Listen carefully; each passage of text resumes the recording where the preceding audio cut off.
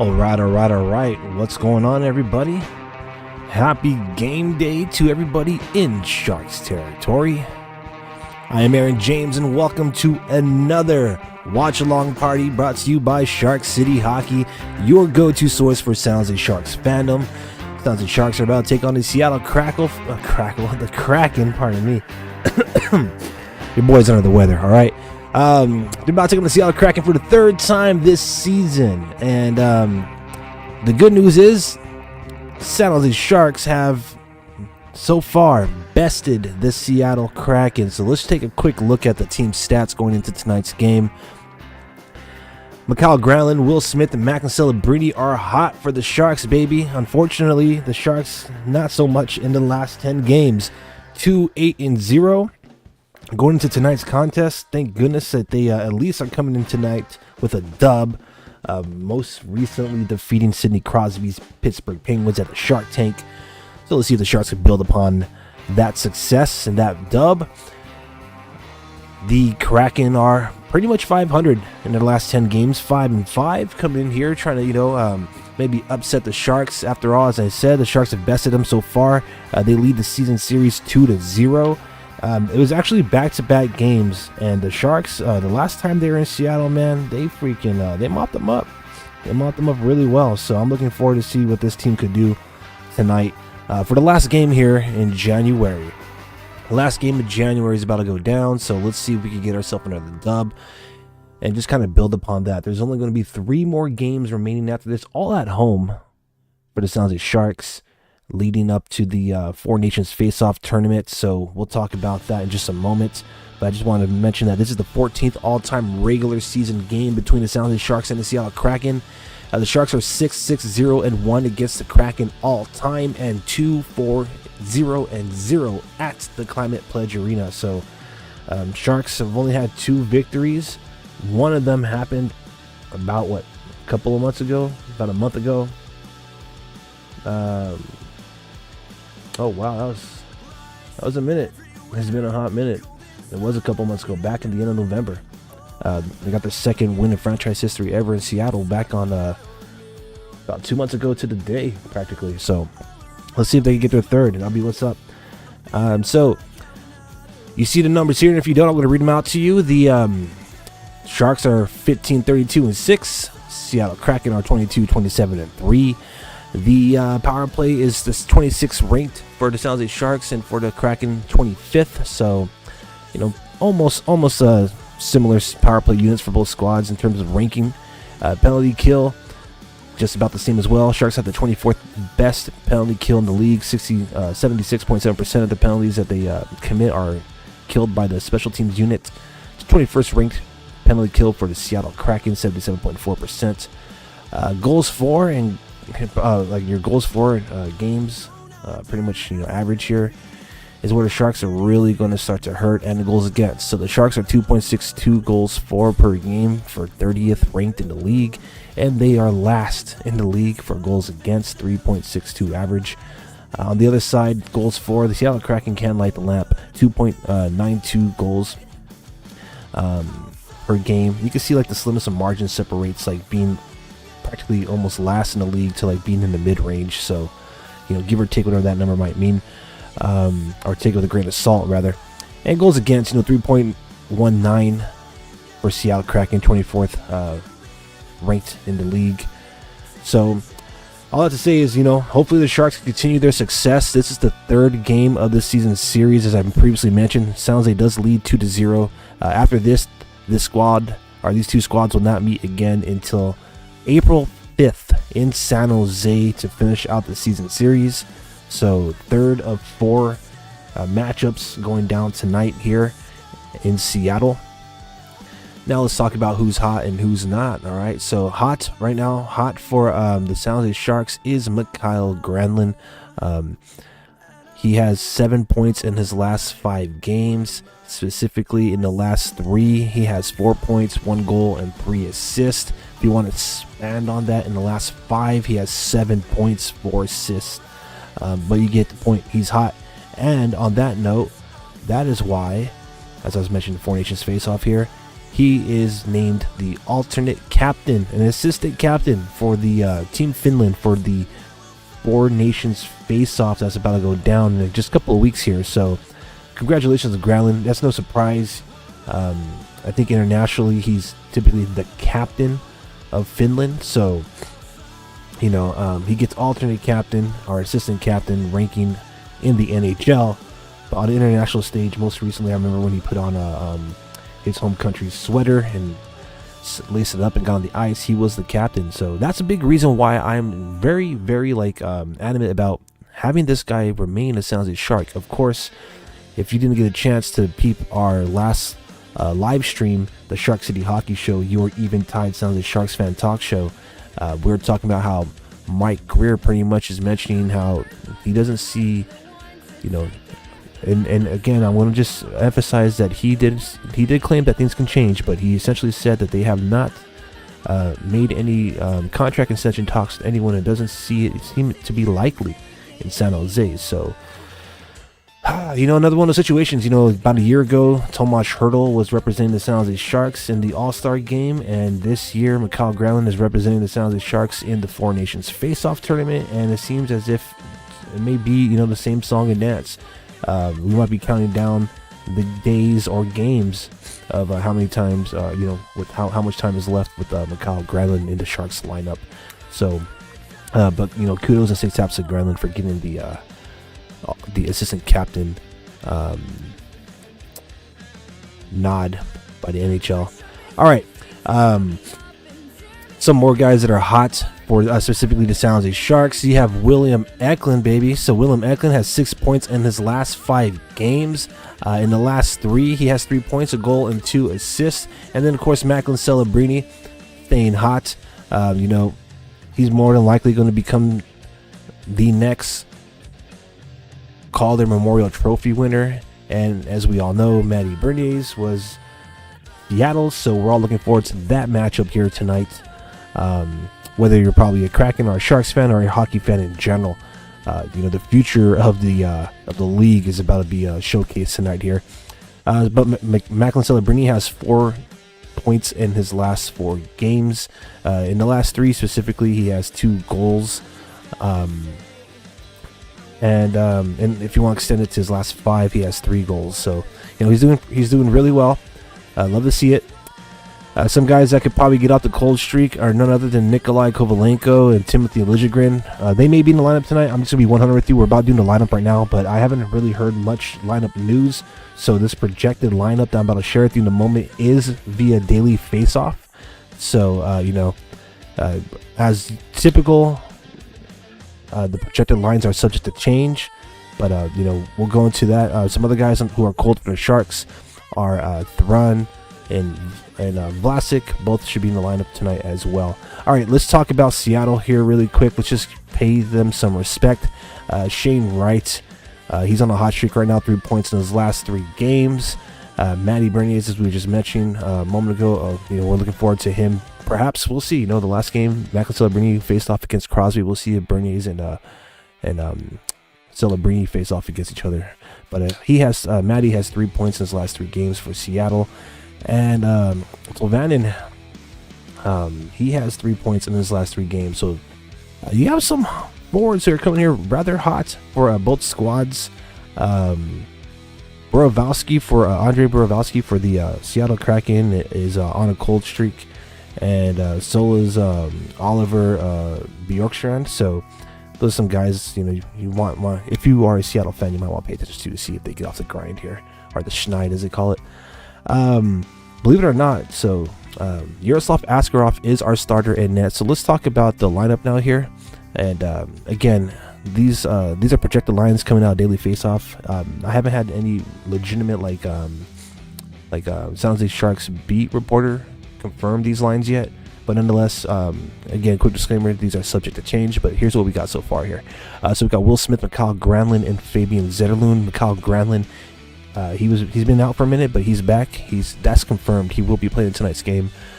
Jake Wallman and Cody Ceci, your first defensive lineup. Yaroslav Askarov is the starter in net, as I mentioned earlier. And the reason why I kind of was like, whoa, that's pretty dope, is because this weekend like literally, like in a couple of days here, you're gonna have the AHL All-Star Classic going down, and Yaroslav Askarov is one of 2 representatives for the San Jose Barracuda.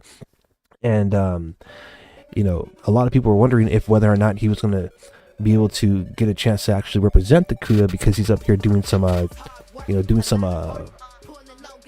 beating the lineup and playing some NHL minutes with the San Jose Sharks. Pardon me. So Andrew Pochulowski, for those of you who are curious, is the other Barracuda representative that will be playing in the AHL All-Star Classic this weekend.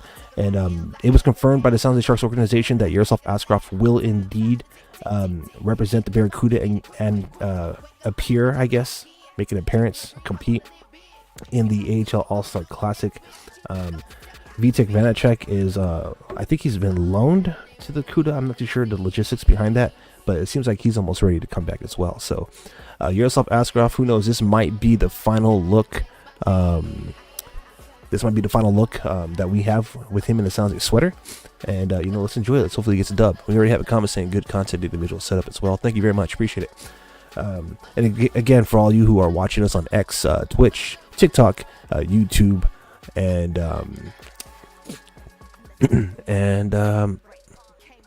did I say them all already?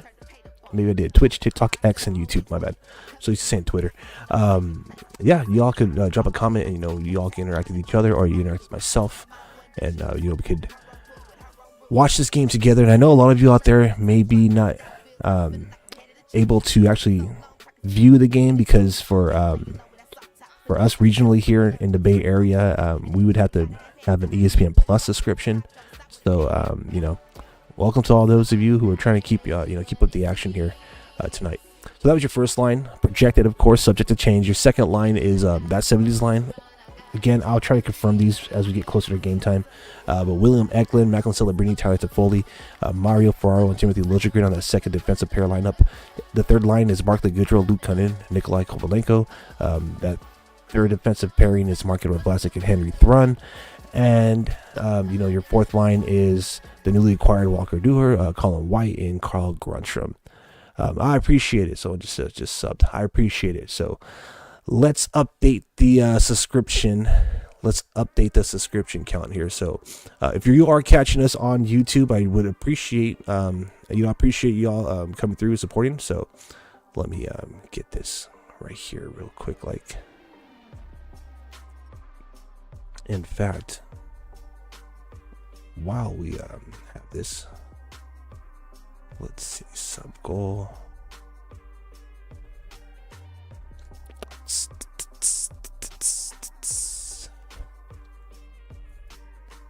All right, so I'll update that momentarily here, or on the fly. This way we could keep the program smooth and keep it going. Appreciate it though. So, yeah. All right, so that right there was your starting lineup. We mentioned some of the players who are hot, some people to watch. I appreciate y'all. Yeah, we don't be shy. If you're not a Sharks fan and you're on this and you're chilling and you're coming on this program, you want to be the only one. We have a lot of people from all over the NHL fan base, and sometimes all over the world, joining us for these live watch along parties. So with that being said, just quick disclaimer: this is not a live play-by-play, and nor is it a live stream of the game. It's simply watch along with real-time reactions to the action as the San Jose Sharks take on the Seattle Kraken. All right, so let's see, what do we got here, man? Anything else newsworthy? Why do I feel like I'm forgetting something so bad? Let's see. Do you think Will Smith will become a great player? I think Will Smith will lead. Well, I think he will live up to his top 6 potential. That's how I'm gonna play it. The Capitals, Leafs, and Knights fans, I see you're just playing it safe, right? One of them is bound to be right, one of them is bound to make a playoff run, a deep playoff run, right? But yeah, I think Will Smith will be a great player. I'm gonna just chop it up to top 6.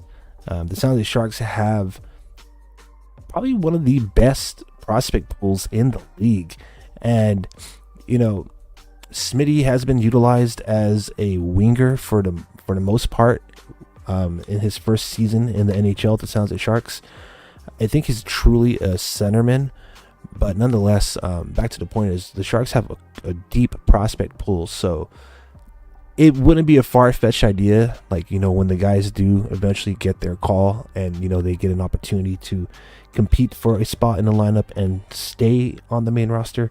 You know, it wouldn't be, you know, a far-fetched idea to see him get, you know, bumped to a second line when you have guys like Quentin Musty, you know, Philip Biested, Willem Eklund, you have Macklin Celebrini, you have, of course, Will Smith himself. I imagine veterans will always get preference, like Tyler Toffoli. And then, you know, you go a little bit deeper than that. You talk about, like, you know, Colin Graff. You could talk about, you know, a bunch. Just you get the gist of it, right? Like, I say, you know, that he right now, I think he's still on track, showing that first line potential. But I think, like, you know, when it's all said and done, like in a couple of years from now, if he's not your second centerman, then he's definitely top 6 forward. You know what I'm saying? Doesn't matter if he's used on the wing or not.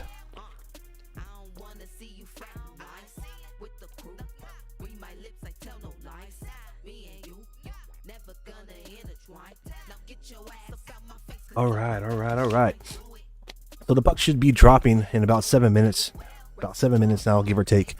Quick disclaimer: usually, the live stream that we have here can, or how do I say this better? The live action tracker, the game action tracker that we present to y'all here, does have a tendency to be about sometimes between 20 to 10 seconds ahead of the actual broadcast that we're watching. So we're gonna react in real time, but most likely it'll be more calibrated with what we're all seeing together. It's kind of like the radio, you know, when you listen to the radio, more than likely, like when you're listening to Dan Rusanowski, you're going to hear the call about 10 to 20 seconds before you actually see and hear it on the TV broadcast. It's just the way things work for some reason.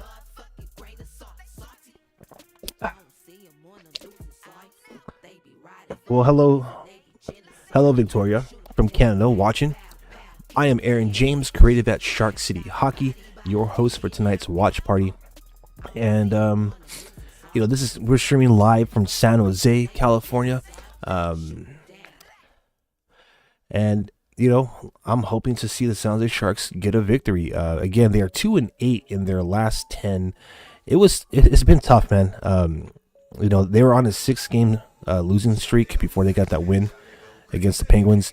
And I imagine, you know, Seattle is trying to turn things around too. They're 5-5, as I mentioned earlier, in their last 10, but they just haven't had consistency. You know, they've had a win, a loss, a win, a loss, a win, a win, a loss, a win, a loss, and a loss. If they lose tonight to the Sharks, it's officially a losing streak for Seattle. So I'm all for it. Let's see who your projected starter in net is for Seattle while we're at it. Joey Daccord is the confirmed starter for the Seattle Kraken. Joey Daccord, in his last 3 regular season games, in the last 3 regular season games for the, he's played 2 of the last 3 regular season games for the Kraken. He's 1-1 with a 2.02 goals against average, save percentage 0.932. So not too shabby. Now, he's played 4 games against the San Jose Sharks in the last 3 years. He's played 4 games and he's 1-3. So I'm loving the Sharks' chances. All right, he has a in those 4 games he played against San Jose with the 1-3 record. That's 1 win, 3 losses. He has a 2.33 goals against average with a save percentage of 0.889. All right, so got to love our chances against Joey Daccord. This season he's played 33 games and he has 17 victories. So not too bad. I know that doesn't sound very impressive, but he has 60% of his games are quality starts. So obviously, you know, we are rooting for Askarov here, and hopefully get a dub before he returns to the AHL for the All-Star Classic. Someone says, "What's going to say? Can't wait till Musty gets his time in the NHL." Absolutely, absolutely. We all cannot wait for that moment. To be real with you, I can't help but feel like with some of the how do I say this properly without putting too much like sauce on it? Theatrics, I guess, that went down prior to the season, like right before it began. With that whole trade request. I hope that doesn't like create a road bump. I mean, he's already got like kind of skipped. He got like snubbed or skipped, however you want to say, for the World Juniors for 2 years in a row. Obviously, if he was selected for Team USA, it wouldn't have mattered because he had a broken hand during that tournament. But he came back from that injury and he got like 5 points, right? 5 points in a 10 goal victory in his first game back. So, he contributed to half of the score for the Sudbury Wolves. So I am definitely, eager to see Musty come to the main roster. I imagine he's going to have to do his rite of passage and play on the Barracuda first. But we'll have to wait and see.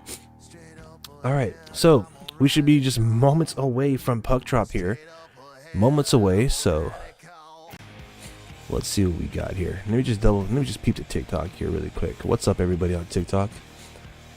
All right, and let me get. That's what I'm supposed to be doing. So, by the way, my apologies. I am gonna say I am just gonna share with y'all. I'm a bit under the weather, so if for some reason you hear a sneeze or a cough, politely just excuse me. And pardon me if some of the presentation is a little lagging or a little spacey. So there is not 0 viewers right now. There's actually 75. So let me get that squared away. 75 across all the platforms, excluding TikTok. With TikTok, 81 now. Pardon me. With TikTok, with another 22, we are well over 100 viewers right now at this very moment. So again, thanks to all of you for making Shark City Hockey's live streams the #1 trending live streams by fans for fans in Sharks territory. I don't know. I got to figure out a better way of saying that, because by fans for fans has been like, I feel like that's so like early 2000. There's got to be a better way of saying that, but I just want to emphasize that there's no affiliation here with the actual organization that sounds like Sharks. We're just here at Shark City Hockey. We're just fans like most of you who love hockey, and specifically, we bleed Teal. So let's see. We might as well get this ready here.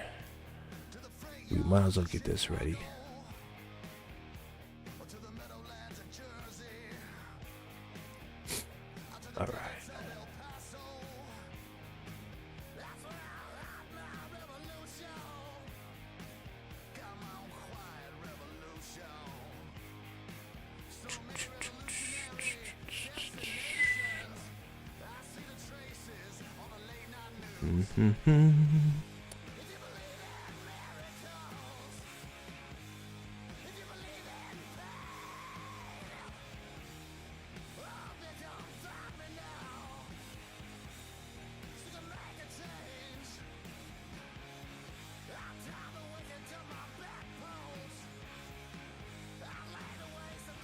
Interesting.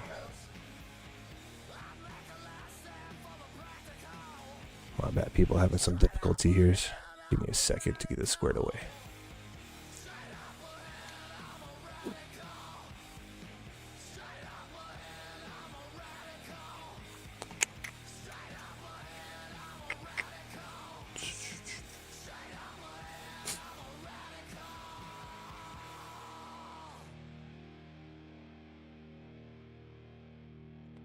I can't believe January is already over. Well, practically over, just one more day, but man, what a very fast first month, man. These games are going to be going by so fast. Like, it's actually kind of a trip, man, because the Sharks were kind of struggling right now, you know what I mean? So give me a second, fam. I got to do some quick edits here.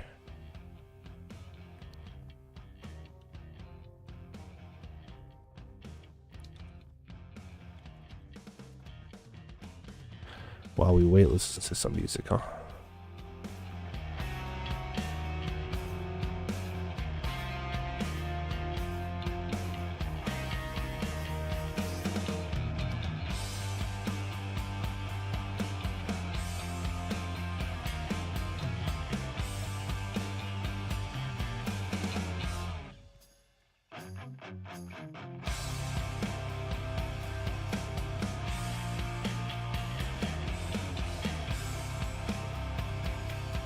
There we go, better.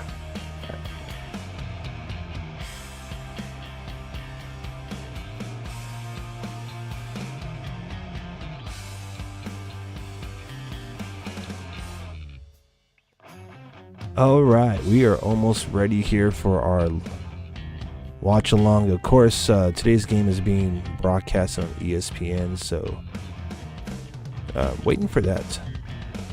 Waiting for them to go show up. But oops, my bad. I got two music playing here. My fault. All right, there we go. All right. We're almost ready here. Wow, 93 plus viewers at the moment. You guys are all jawsome. Now I know what I'm forgetting. It's been a while. Pardon me. I have to get in the group of things again here. But let me know who you got. Who you cheering for here tonight? Are you cheering for the San Jose Sharks or are you cheering for the Seattle Kraken? If you are here for Team Teal, go ahead and drop an SJ in the comment section, or you could drop a shark emoji. Same thing goes for Seattle. If you are here for the Kraken, type in CSEA just to clarify, or drop, an octopus or a Kraken emoji if you got like a squid emoji or something. Right? So yeah. Why hasn't this game started yet? What's going on, ESPN?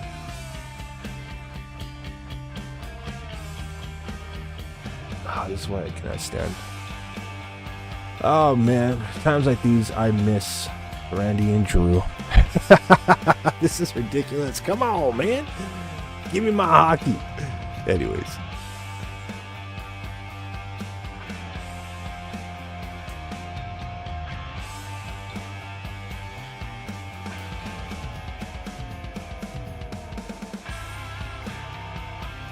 Is there some type of delay? What's going on here?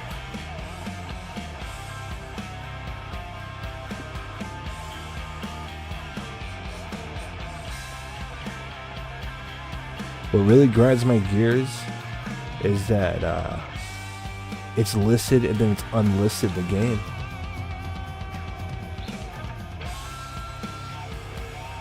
Wow, okay. Well, I guess we're going to have to sit here and wait and be patient for the stream to begin on ESPN Plus.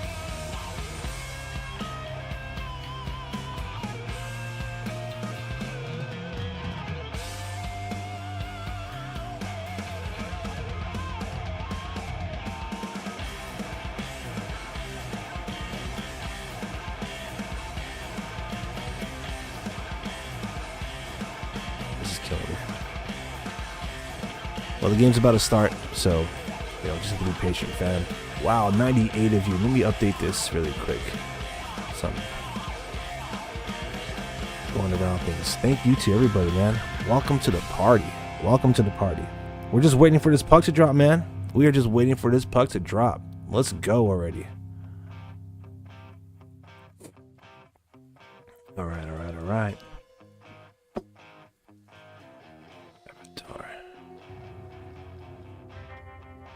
I'll move this guy right here. Boom. Now y'all can see.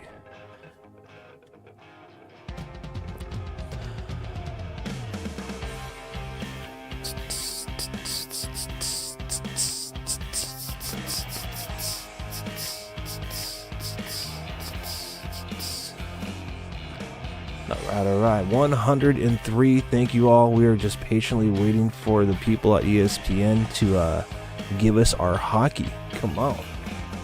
Like a shark right now, just hungry to freaking, consume some hockey. Let's go. That's a reference to the Sharks logo. They be chomping on the hockey stick. So, but what's really concerning to me is the Sharks game isn't even freaking listed. So I just had it. a moment ago, and it says this game hasn't begun yet. So I thought I'd do a little refresher, and the game is not even listed as upcoming. It's not even showing up on ESPN. You guys better fix that, dude.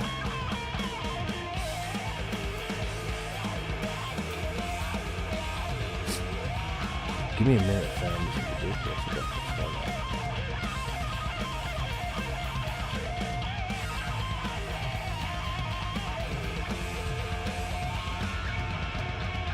No lie, I literally just renewed my... I just literally got an ESPN subscription so I could watch this damn game. And if I can't watch it, I'm going to be very upset.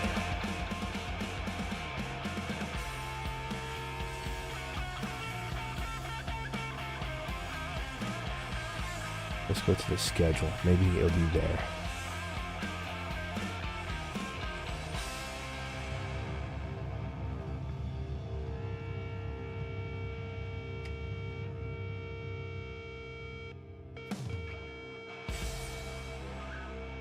Okay, hey, San Jose Sharks, you're gonna have to give me an assist on this because the freaking game is not showing up on 100 and 125, not 1000, my bad, 112, my bad, 112. The game is not being listed here as live or upcoming. Let's see, maybe I'm slow. Let's look at upcoming. There we go. All right, maybe I'm a little slow. I found it. Gosh, hey, you gotta work on your navigational bar or your menu here, ESPN. All right, game on. It looks like almost. All right, before I almost blew a gasket there. So let's chill out. We'll have hockey soon. Oh my goodness, I almost freaking lost it. All right, hopefully that right there is good enough for the brink for you guys. All right. How long do you think the Utah Hockey Club will last until they relocate? Will Arizona get their team back? Is a question. Dude, okay, thank you for bringing that up. So I just read that they're not even going to be able to get the Yeti as a option for the name, which, okay, that's fine. You can live with that. But the 2 or the 3 remaining options to vote on. So apparently, for those of you who don't know, the Utah Hockey Club, you know, kind of like how the San Jose Sharks did with their fan vote. I got to comment on that in just a moment. But in the next 4 games, for whoever attends the home games, if I'm not mistaken, for the next 4 games, the Utah Hockey Club are going to allow their fans to vote on what the name of the franchise should be moving forward. Now, the Utah Hockey Club was notably rumored to become the Yeti, and I think that was the most popular selection. Now, for some reason, something like, I don't know what the trademark is, but apparently, legally, they can't have the Yeti. I don't know why. I didn't dive that deep into it, but what I do know is that they had, as earlier as yesterday, they were saying there's going to be the Wasatch or the Mammoth or the Hockey Club. They're going to stay the same thing. Now, moments ago, about an hour or so ago, it was reported from ESPN that the Hockey Club has now swapped out one of the selections and they put in Outlaws. So you're going to have the Utah Outlaws, the Utah Mammoth, or the Utah Hockey Club. And I want to tell you right now, I would not be surprised if the team remains Utah Hockey Club. Now, I know some of you are thinking that doesn't have the same, it doesn't hit as hard as Washington football team did, for example, right? But I would not doubt it. I mean, considering all things that, the team already has all that branding. It's something that I think that they're going to be playing with for a couple of seasons at least I know going to next season. But nonetheless, to answer your question, how long do you think before they relocate? I don't know, man. I think I personally think that they're going to try and make that market work. I don't think they're going to leave. I think Arizona will get their team back. I don't know how long that'll take, but it's going to be one of those things where they're going to have to find the right owner. They're going to have to find the right venue. So they might have to find the right investors, right? And long story short is, I think they'll bring back the Arizona Coyotes, kind of like how they've brought back the Winnipeg Jets. Even though the Winnipeg Jets is the same situation with the Utah Hockey Club. They were relocated out of Atlanta, previously known as the Atlanta Thrashers. So the Winnipeg, my bad. So the Arizona Coyotes, if they ever do come back into the league, it's gonna be it'll be kind of exciting because if I'm not mistaken, weren't they previously Winnipeg? Correct me if I'm wrong. I keep confusing if they're Winnipeg or Quebec, but I'm almost certain they're Winnipeg. I think I might be inaccurate, but just correct me in the comment section, right? But back to the point is, it'll be exciting for Arizona fans because at least when the Coyotes do make their comeback, the history will be theirs. They won't share it with any other squad. They won't share it with a formerly relocated or defunct franchise. It'll be 100% Arizona hockey. So you gotta love that. That's why, a lot of us here in Sharks City are paying attention to what's going on with the Sharks and the city of San Jose renewing their lease on that building, the Shark Tank, because not that it would ever happen, but you can never say never, right? If the San Jose Sharks did decide to freaking pack the bags and leave the Bay Area, which again I highly doubt it happened, but if they were, that would blow because the Sharks, all that history would go somewhere else. And one of the things I love about being a San Jose Sharks fan, even though there used to be a team here in the Bay, like Oakland, the Seals specifically, they moved away. Their history belongs to the Dallas Stars, as our owner sold his shares to the Minnesota North Stars, right? So, when the San Jose Sharks were born in 1991 here in San Jose, California, they have their own history. So that could be the only positive with what's going on with the Arizona Coyotes. If they ever do make a comeback, is I imagine it'll be in an expansion team fashion. So, and the league is bound to expand. I mean, Quebec deserves a team. I don't think it should be a team that's relocated. I know that there's rumors that even though they tried with the Atlanta Flames that became the Calgary Flames and the Atlanta Thrashers that ended up becoming the Winnipeg Jets, there is supposedly a desire to try to make the NHL work in Atlanta. And then that would be awesome as well, because who knows, maybe we'll one day have a league where the Thrashers are back back in action.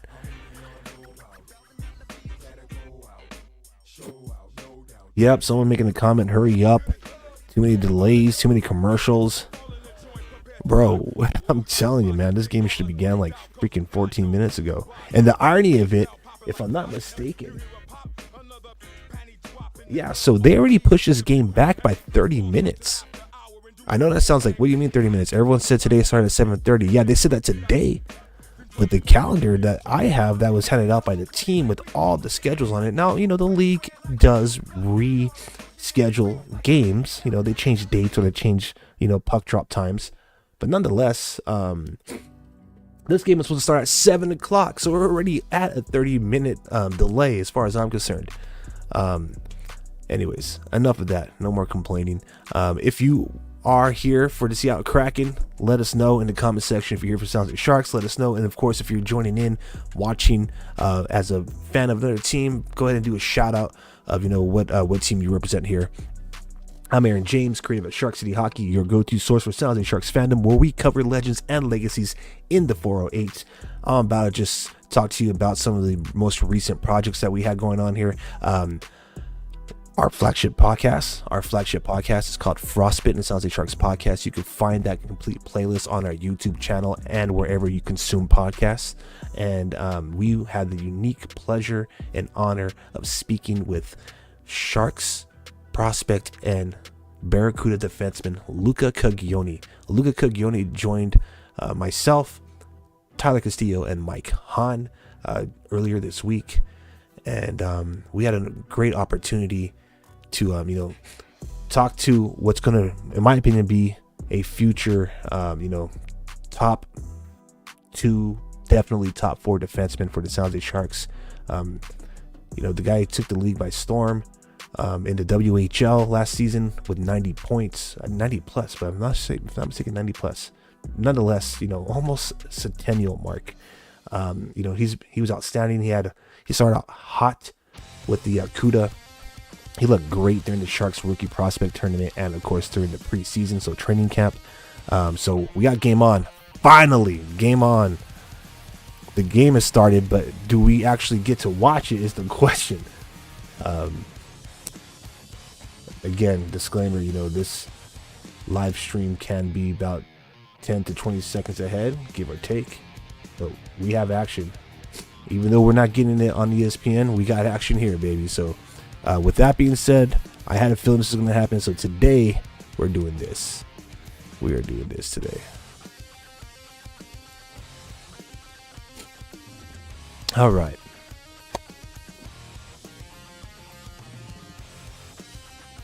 I'm frustrated along with you, fam. But at least we could keep up with the game together while we wait for ESPN to get it together.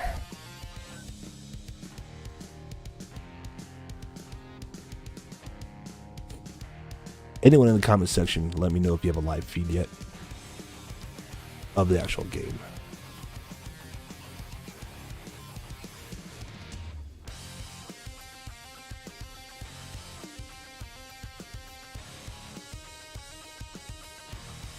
I'm about to take to Twitter. Usually people will let me know if they have it there or not.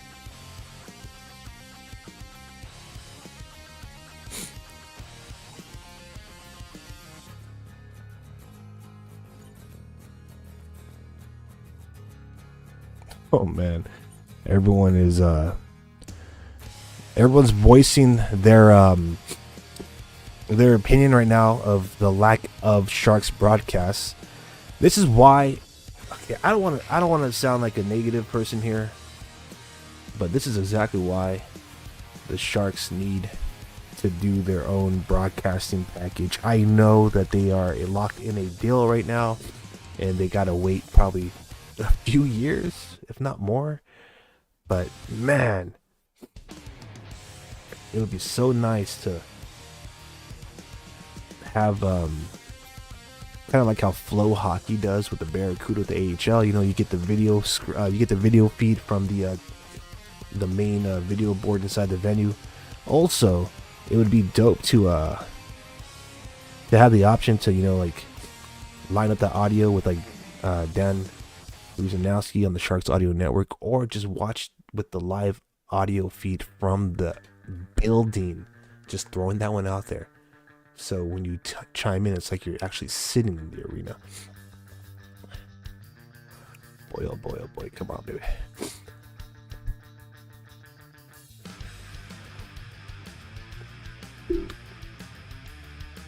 I'm not the only one who's not seen this game right now, right?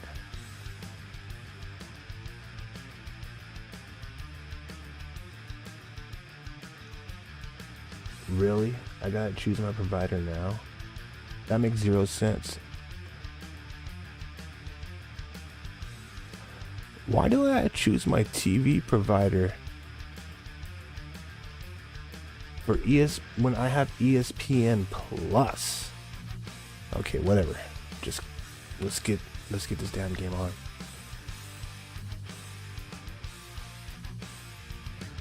All right, so we're finally live. We got a live feed, so we've always had a live feed here from the beginning, but it looks like ESPN is ready to finally broadcast this dang game. I know I'm not the only one that's not getting it. Or maybe I am.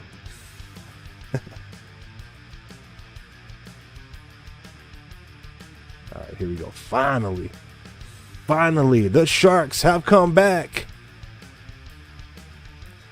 What a heck of a time to put the effing game on.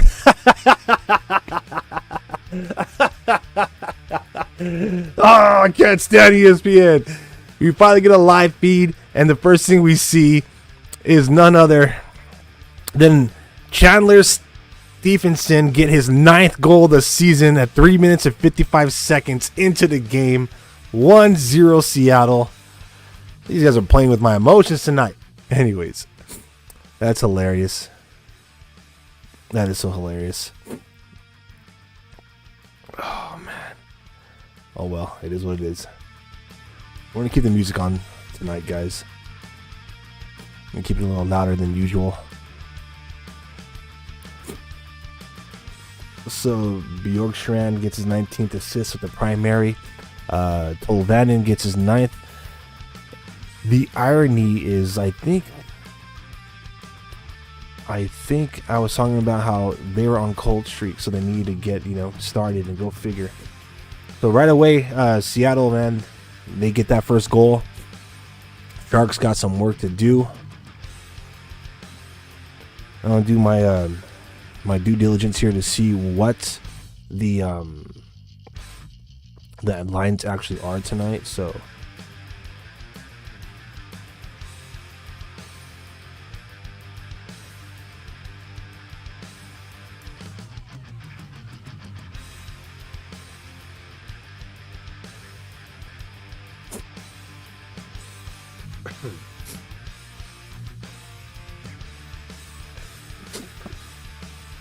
all right.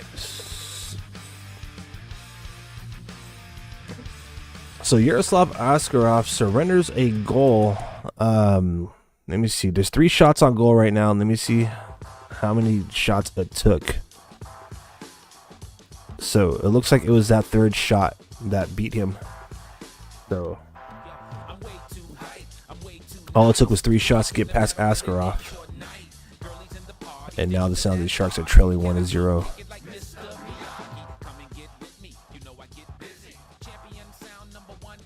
Oh, we got someone saying greetings from our Kraken show. Let's have some good fun. Bottom of the ranks hockey. Well, right now it's fun for y'all. Let's see if the Sharks can tie this one up. Grant with the shot. Oh, nice rebound.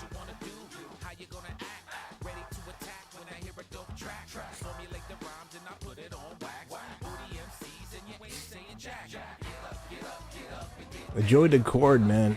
Remember, at the top of the program, top of the stream, which seemed like forever ago, it practically was like almost an hour ago. In the last 3 years against the Sharks, he's only had 1 victory and 3 losses, I believe. So 4 games, 1-3. So Sharks gonna have to find a way to continue to build upon that attack that they just had moments ago. Almost tied this game up.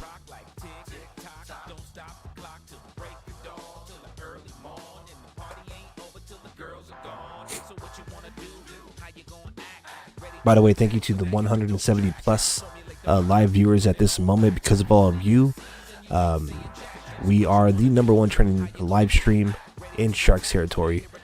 Shark City Hockey is your go-to source for San Jose Sharks fandom, where we like to provide coverage and occasionally chirp our beloved Los Tiburones. But we provide coverage of legends and legacies here in the 408. So if you haven't done so already, please consider subscribing to our YouTube channel.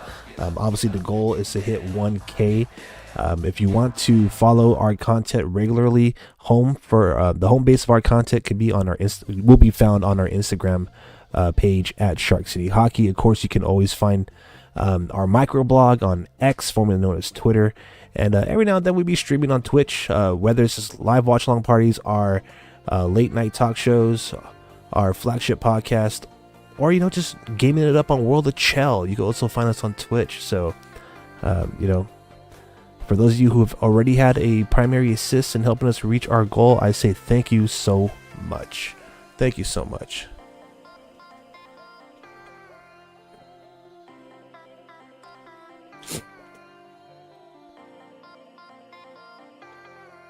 Where is my... There it is. So let's update this. Thank you so much. We already have a subscriber after that PSA. So you all are amazing.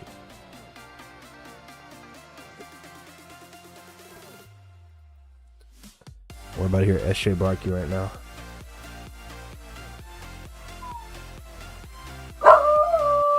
There it is.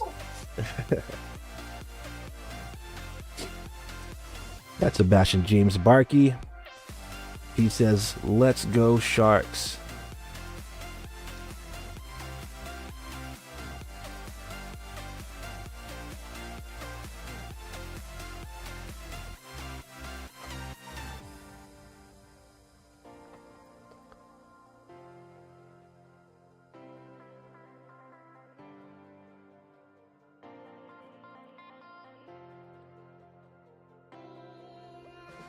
All right, all right, all right.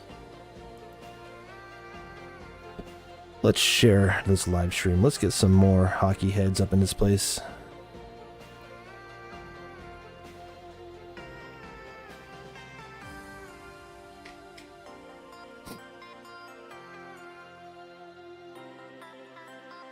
Oh man, here comes Seattle. That was some good zone entry from the Kraken. I'm not gonna lie there. The Sharks did look a little frantic, but they recover, and Granlund's out there now. Keep an eye on Granlund. Again, named the alternate captain or assistant captain, pick or choose, tomato, of Team Finland for the Four Nations face-off. Really quick, any of you out there actually care about the Four Nations face-off? I don't want to seem like, a hockey Grinch, but I read, a lot of comments throughout, social media that no one cares for this. I don't know. You all let me know. I mean, the thing I don't care about, which I have no problem with the NBA, but I feel like the NHL has been modeling their game after the NBA a little too much, and that's exactly what this reminds me of, like an in-season tournament.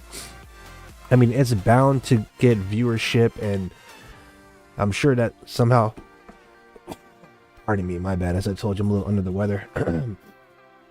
I'm sure that somehow translates to, like, more revenue, right? But let me all know how you feel. I'm intrigued by the whole thing. Want to see how it plays out for this tournament. Someone says, all right, for sure. For sure. I'll turn up the music really quick. Pardon me, fam. Right now, TV timeout. Or live stream timeout for us watching ESPN Plus. So, give me one moment, okay?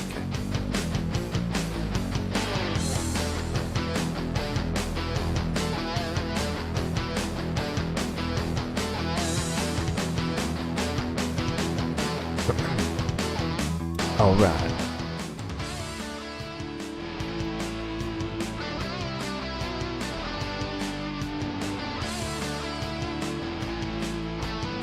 Still think Eki was snubbed, big time letter. Absolutely. Oh my gosh. Thank you. Somebody said it.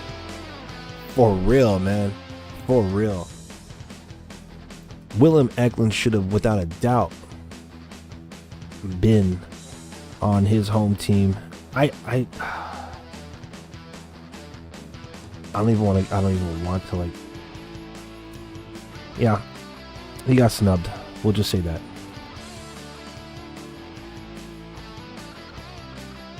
But you know what, Mikael Granlund, I'm glad to see that he actually got elected this year, because honestly, I felt he got snubbed last season in favor of Tomas Hertl for the All-Star game, and the All-Star game, like that was the last time we've seen Tomas Hertl with any kind of representation for the San Jose Sharks, because he was traded right after that to the Vegas Golden Knights. Which, by the way, he's having some success over there. I know a lot of y'all don't care about Vegas, but I most recently seen and read that he had he's kind of setting some records out there. He being Tomas Hertl, became the second player in Vegas' history with a 10-game point streak. So, that's working out for them over there and for him.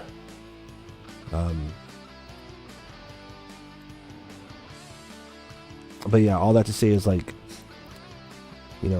I hope that Mike Greer finds it within himself to extend Mikael Granlund, because it would suck to see another, like, All-Star / Four Nations representative get dealt away immediately after representing this squad. You know what I mean? All right, let's go, baby.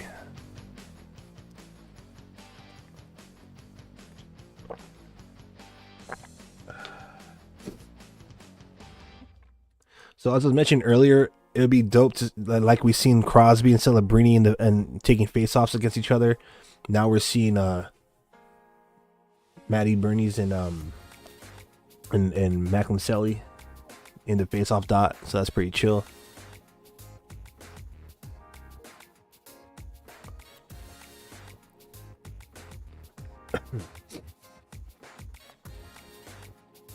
All right, Tyler Toffoli, baby, working it alongside the half ball behind the goal line to Celebrini. Oh man, one-time opportunity from the blue line for the Sharks, but didn't get any of that. Looks like sounded like the heel of the stick scraped the ice before it connected to the puck, but it is what it is. Sharks are on the line change, and it looks like Granlund line's out there with Smitty. Let's see who's paired up with him. I imagine Zetterlund. Yep. All right. So it seems like for the most part, those lines I presented earlier were rather accurate.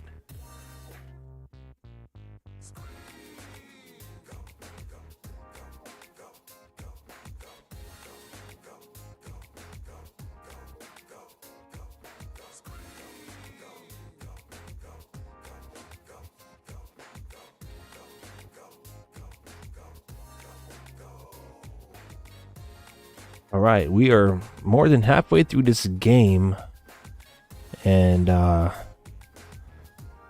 it's been over an hour, so very long, very long time. Or it took a long time, pardon me, to finally drop the puck here, or at least give us a live feed. But here we go. You know what I mean? Game is on halfway through this period. Sharks are trailing 1-0 because of Seattle Kraken. In case you're joining us right now, they got their first goal of the game less than 4 minutes into the contest. Chandler Stevenson, got his 9th goal of the season at 3:55. Just took 3 shots to beat Yaroslav Askarov, and the Kraken have a 1-0 lead as it stands. Shots on goal right now: Sharks with 7, Kraken with 8. Oh, Askarov, man.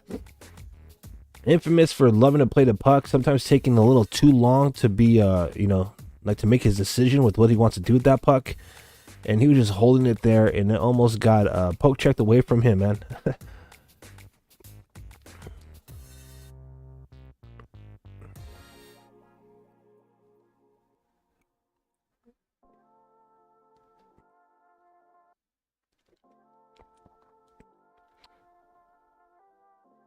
It is streaming on ESPN Plus. I want to tell you right now, if you're watching this game or trying to watch this game, it's been a pain in the behind to get it rolling. First, it was almost impossible to find the damn game on its navigation and its menu. Also, it made me it redirected me to log into my TV provider, which made no sense because I was sitting there waiting for the game to begin. Also, it didn't start on time. They had other games concluding before they started this one. This game was originally at the beginning of the year scheduled to start at 7. I noticed today that they decided 7:30, and it didn't really go down till 7:45. So the game is on ESPN Plus, and it might take some effort to get this thing rolling on wherever you're watching the game, whatever device you're using.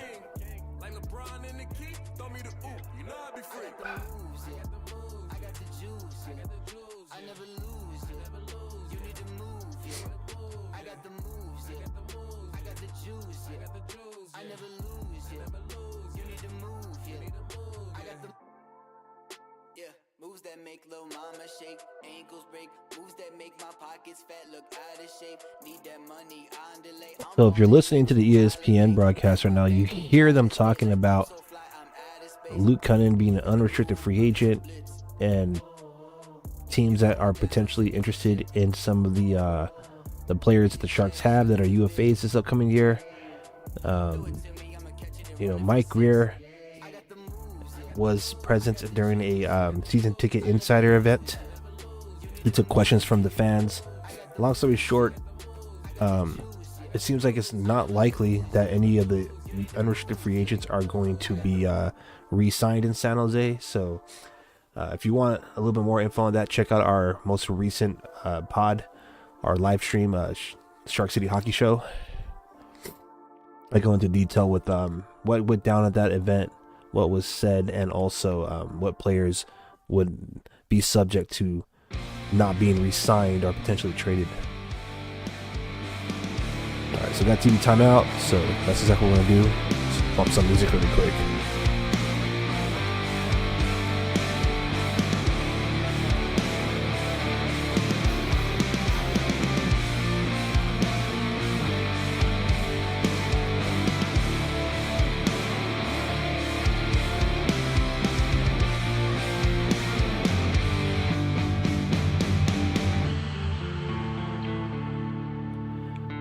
All right, thank you for clarifying. So, from the fans, we got it's on ESPN, not ESPN Plus, so you'll have a provider to watch. Unfortunately, I only have ESPN Plus, so of course I can't watch it because it's on ESPN only. Okay, so in other words, I didn't even have to buy this thing today. I thought it was on ESPN Plus, so I subscribed. Oh man. Like I said, I'm a little under the weather today, so well, that makes sense. So I could have been watching this bad boy on YouTube TV, is what you're telling me? Oh well. You live and you learn.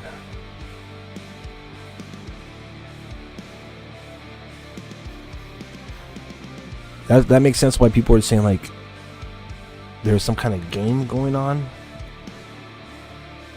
I was like, I don't see any game, man. I'm just waiting for the stream to begin. Anyways. Alright.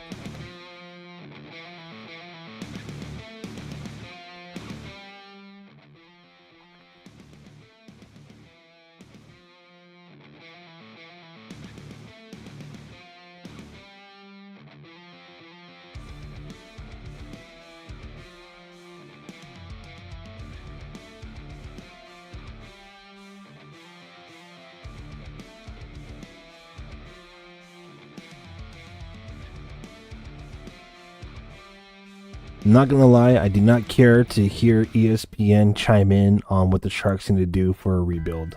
I wish they spent a little bit more time doing some color and play-by-play commentary on the game. All I need is an ill track, guarantee it's on. Feeling like Nate, haters never leave me alone. Nail in the coffin, this time it's a massacre.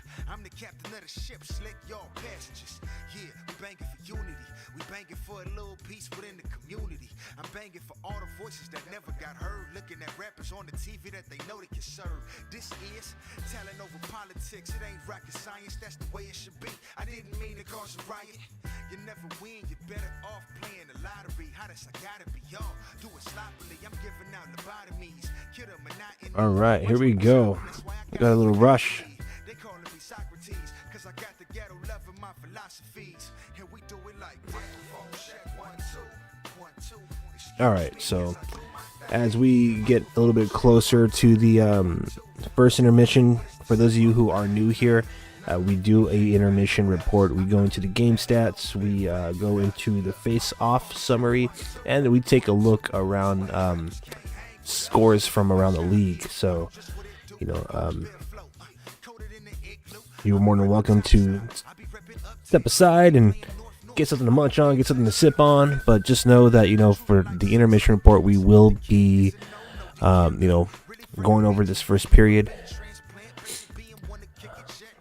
I'll do the absolute best I can tonight, fam. Real talk. I am a little under the weather. I know I said that a couple of times already, but yeah, this bad boy's killing me today.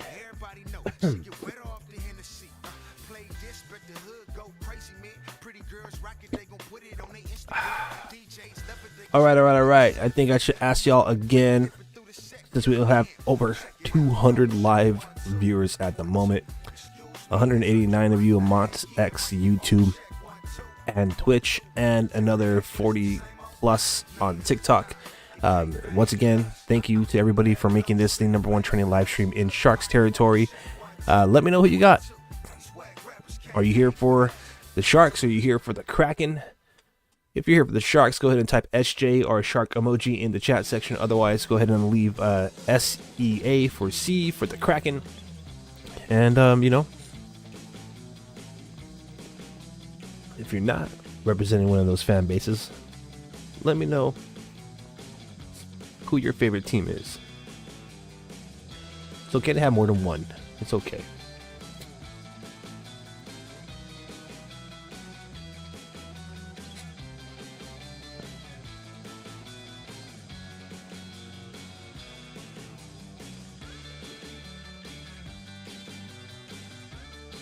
That's what's up.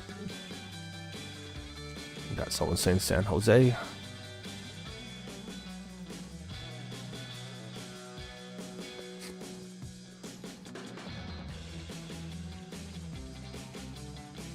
All right. Game on, game on.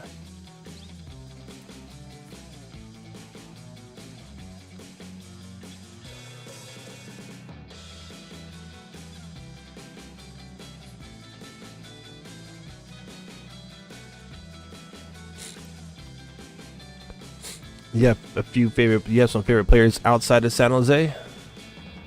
Share them, by all means. But one moment, Celebrini with a shot on goal. Another opportunity. That's what I'm talking about.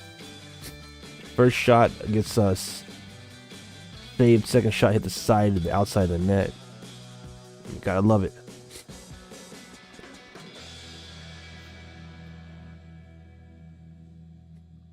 Oh, Seattle is pressing.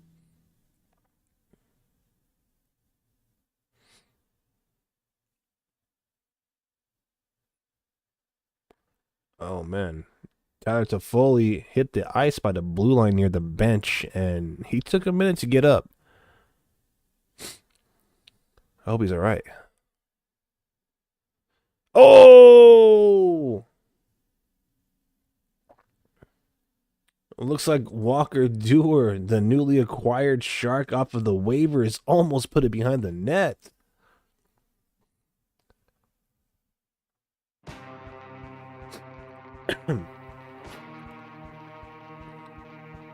Oh, beautiful hit by Colin White. I love it.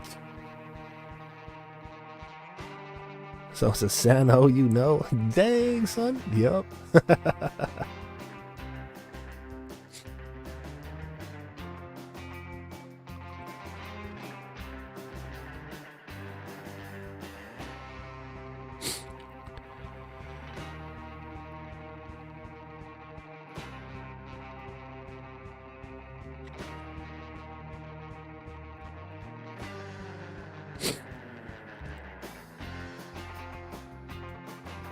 What was Askarov? Man, Askarov is leaving a lot, and I mean a lot, of the net wide open, man. Like, leaving a lot of freaking,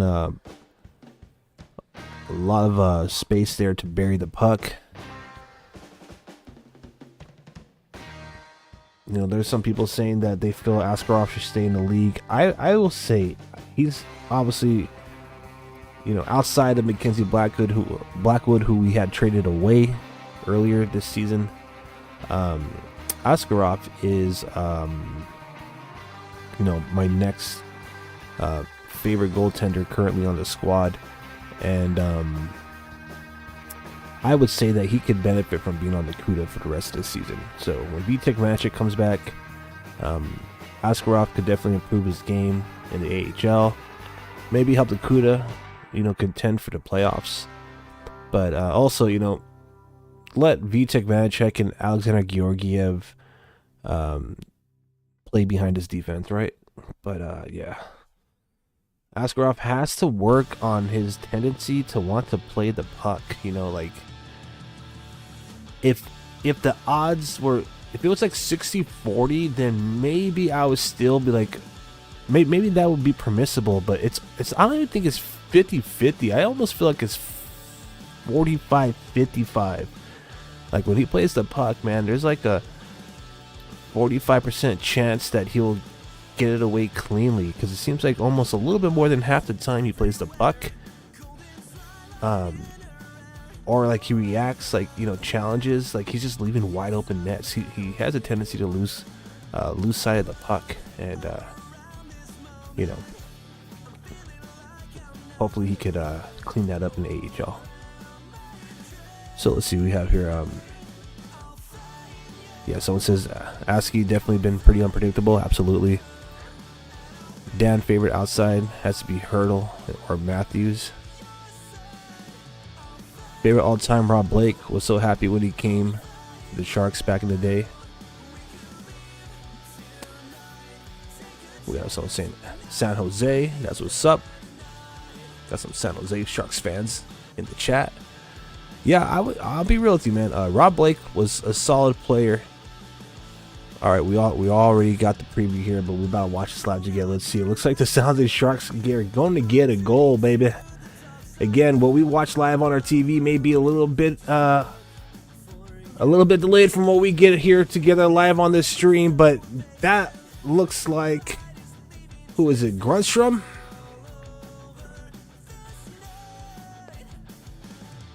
Who scored that goal? I believe it was Carl Grundstrom. What a nice goal. There was a traffic jam, maybe even a collision right there near the boards. Grundstrom comes in. He gives it to Will Smith. Oh, looks like Shane Wright scored on his own goalie there, actually. Yeah, either way, we'll take it, baby. San Jose Sharks score a goal. It gets accredited to Carl Grundstrom. That's his second goal of the season, assisted by Will Smith, his 14th assist of the year. This game is tied up 1-1. You know, Sharks are getting by with a little help from their friends in the Seattle Kraken jersey. It looked like they were trying to go back and forth. Grundstrom looked like he was trying to feed the pass to Will Smith, who was kind of camping on the opposite side of the crease, the opposite side of Joey Decor. But looks like Shane Wright got his stick in there, trying to get his stick in the way of the passing lane, and he ended up redirecting the puck right into his own net. So that makes it 1-1. And that's what I'm talking about right before we go in the locker room. Let's go. Sharks are trying to feed out this momentum now. That 70s line is out there. Tyler Toffoli, William Eklund, and Macklin Celebrini. They lose control of the puck, and now the Seattle Kraken take it 200 feet back to the Shark zone. Oh yeah, we're going to get some back and forth hockey right here. Unless the Sharks elect a line change. A modified line change. Got Mark-Edward Vlasic pinching down deep. Looks like the Granlund line is out there now. Mitty right back out there. Looks like Granlund, Smith, and Grundstrom are playing together. Not sure if that was how the line started or if they just adjusted during this game. Speaking of which, we are almost done with this first period here. So a quick reminder, we will do our first intermission report.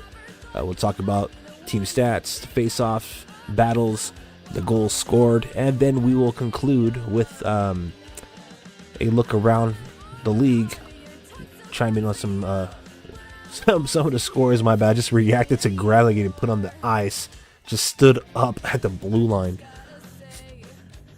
That's going to be the first period. All right, for show. Sharks end this period with the goal. You got to love it. So the first period took 4 minutes to get a goal for the Kraken. And just under 3 minutes, the Sharks tie it up. Under 3 minutes remaining in this period. So here is where I say take about a 1 or 2 minute break, whatever you have to do. Go get some water, go get some refreshments, go get something to grub on, and we'll be right back with that intermission report. So don't go anywhere. I'm Aaron James, and this is Shark City Hockey's watch along party with real-time reaction to the action. San Jose Sharks are tied up with the Seattle Kraken 1 apiece, and we'll be right back. Don't you go anywhere. All right, we'll be right back.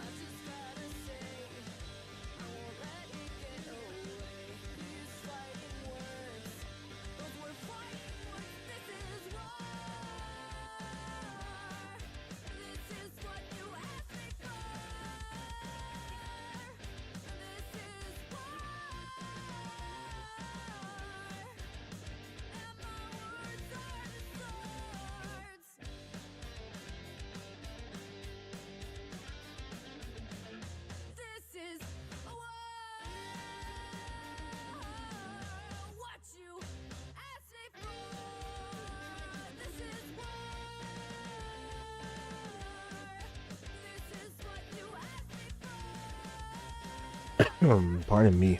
All right. Thank you all for affording me that quick break.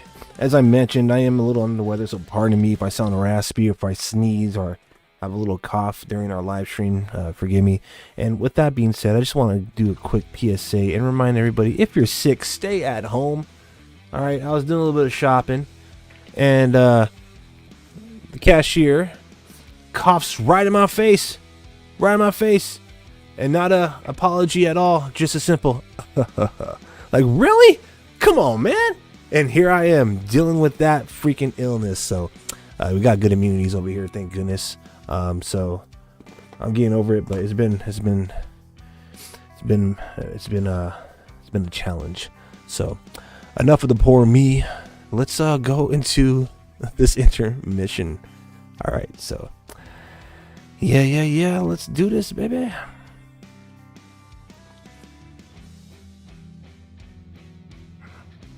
All right.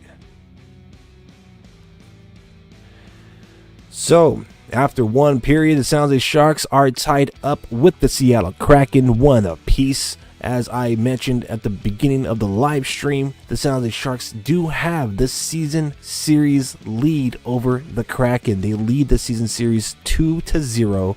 They will play 4 games against each other all season long, or throughout the season, I guess is a better way of saying it. This is the third of 4. Sharks previously defeated the Seattle Kraken on a home-and-home series back-to-back nights in November 29th. Sharks lit up the Seattle Kraken 8-5, and on November 30th, the San Jose Sharks defeated the Kraken 4-2 for their second ever win in franchise history in Seattle.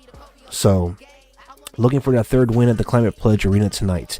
The next and last game of this season series will be in San Jose at the Shark Tank on April 5th. So right now, Sharks are looking pretty good, tied up after one period. Shots on goal are as follows. The San Jose Sharks have 11 shots on goal. The Seattle Kraken have 8. The face-off percentage is leaning toward the Kraken's way. They've won 60% of the face-off battles.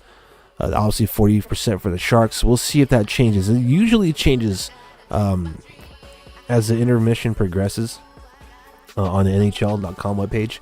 But as of right now, Sharks have won 40% of the face-off battles. Nobody has taken a penalty, so very disciplined game thus far. On both squads. On both squads. My bad. I got distracted here. Gotta say this. All right, so we've officially crossed the threshold. We have over 200 live viewers at this moment. So thank you to everybody. Big shout out to all of you out there in Sharks territory or wherever you may be chiming in, whichever hockey team you're a fan of. I appreciate you all for joining me here tonight.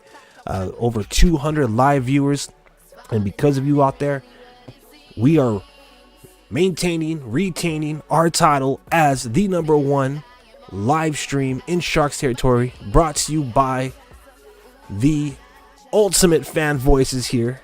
I'm Aaron James, host of this live watch along party and creative at Shark City Hockey. I want to say thank you all one more time for making this the #1 live stream in Sharks territory. All right, let's get on with this intermission. Just wanted to show my appreciation to all of y'all while we're here. Right when we cross that 200 threshold. All right, physical game, very physical game. You seen Tarja Foley? He took a hit right on his blue line, got up slow, went back to the bench. I'm sure he'll be all right. Same thing happened to Mikhail Granlund. He got stood up trying to enter the zone in Seattle. Got stood up at the blue line. So hits for the Sharks are 9. Seattle is 12. 5 block shots for the San Jose Sharks. 4 for the Seattle Kraken.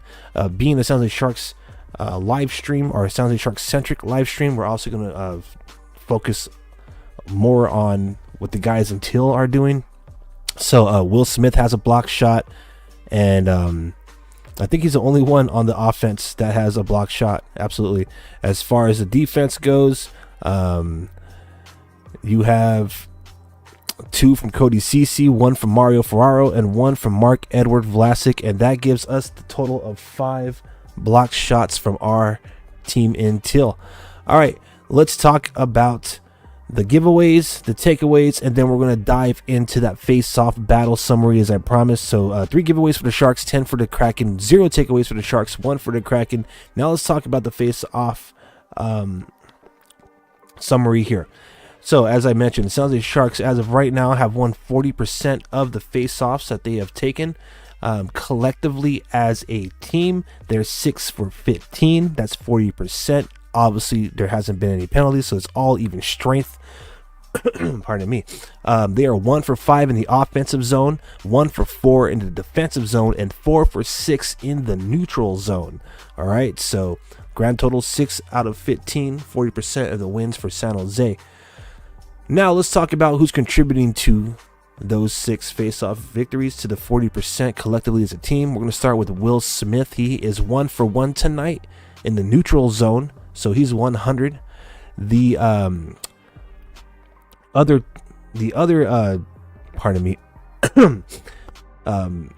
man in the center dot is Luke Cunnin. Pardon me. He is 2 for 4 tonight, 50%, 0 for 1 in the defensive zone, 2 for 3, 67% in the neutral zone for a total of 50%, 2 out of 4. So Luke Cunnin is 50% tonight. Will Smith is 100. Colin White did take a face-off. He didn't win it. It was in the defensive zone, so he's 0 for 1 tonight. Mikhail Granlund is 1 for 3, 33%. So 1 for 2 in the offensive zone, 0 for 1 in the neutral zone. And Macklin Celebrini, 2 for 6. He is 0 for 3 in the offensive zone, 1 for 2 in the defensive zone, 1 for 1 in the neutral zone. So Macklin Celebrini, 2 for 6, 33%.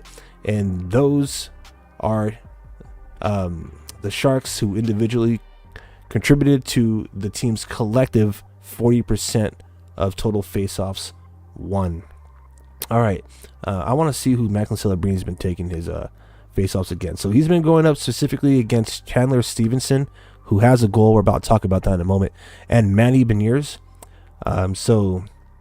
Looks like Chandler Stevenson is kind of having his way with Celebrini tonight so far. He's 0 for 2, Celebrini against Stephenson, and he's 50% against Beniers. So gotta love that. And as far as Will Smith goes, he's 1 for 1 against Stevenson. So maybe Ryan Rosofsky should look to put Will Smith against Stevenson in that face-off dot, right? All right. So let's talk about the goals scored, baby. Your goal scores are as follows. Pardon me. Chandler Stevenson got his 9th goal of the season at 3 minutes and 55 seconds in the first period. It was,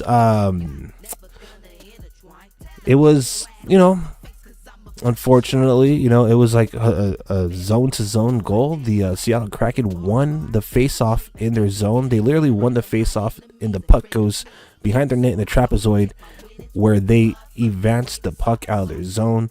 It looks like Bjorkstrand, who retrieved the puck just outside his own blue line, near the bench, found Chandler Stevenson all alone, like across the ice on the opposite end of the ice. So stretch pass across the center ice, and Stevenson essentially not per se one-on-one with Askarov, but I mean he had all the open ice that he would possibly need to convert on that goal. So the goal scored by Stevenson, he carried the puck in till he got about 30, we'll say 33 feet, 32 if you want to round down, but essentially 33 feet away from the net. And his wrist shot beat Yaroslav Askarov. So once again, the Seattle Kraken, they won that face-off in their own zone. They advanced the puck from their own trapezoid to the blue line. Actually, it was a great play by Tolvanen. He plays the puck off of the boards. It clears the zone where Bjorkstrand finds it, and he just you had Macklin Celebrini and Jake Wallman kind of committing to Bjorkstrand, and that left Chandler Stevenson just unattended, undefended, and stretch pass practically from blue line to blue line and across the center ice from Bjorkstrand to Stevenson. And Stevenson's, he had all the ice he possibly could have needed. Despite Celebrini and Wallman retreating, he lets it go like right at the edge of the faceoff circle to the left side of Askarov, and he beats him right hand side. So that made it 1-0. And just moments ago, right before the end of the period, it sounds like Sharks evened it up. Pretty good play. So Grundstrom dumps the puck deep. The Seattle Kraken recover the puck in their own trapezoid. Will Smith and Mikhail Granlund get pressure at the half wall. Will Smith leaves Granlund. That was probably smart hockey sense. So at first I was looking like, man, like, why did they just kind of bail and leave Granlund there to get roughhouse, to be 100 with you? Like, you love Granlund there, and there's 3 Kraken there that pressured him and put him on the ice, but they committed to the body. Carl Grundstrom committed to the puck, so he's able to get through all that traffic, retrieve the puck. He passes it to Will Smith, who then passes it right back to him, and Grundstrom was attempting to pass it back to Smith as they were trying to as they both were approaching the crease. Smith was making his way to the right side of Joey Decord, while Grundstrom was staying to his left. So they're trying to split him at the crease, but what ended up happening is they got a lucky break. Grundstrom's pass attempt to Will Smith actually goes off of the stick of Shane Wright, and that redirects past Joey Decord into the net, and that made it 1 apiece. And that right there is your goal summary for that first period. All right, so let's see how much time we have remaining here before they drop the puck. About 3 minutes remaining before we get to our second period. So I guess right now is a good time to look at the scores going on. All right, so pardon me. Let me expand that for you. So there are your goal scores in this game. All right, as promised. And let's take a look at scores from around the league.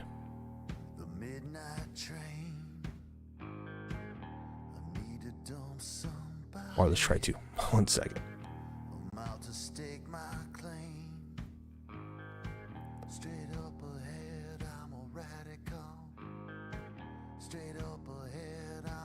What's going on here, baby?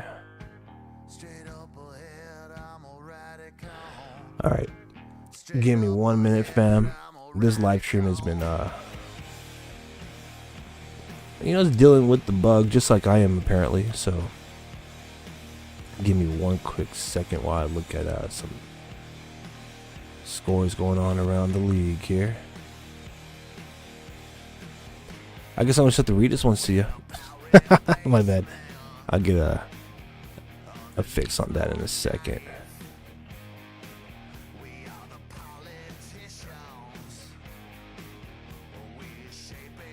There we go. Okay, now I see what the issue is.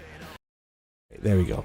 My new format kind of giving me some compatibility issues, but I'm about to fix all that right now. Refresh. There we go. I figured it out for y'all. Refresh.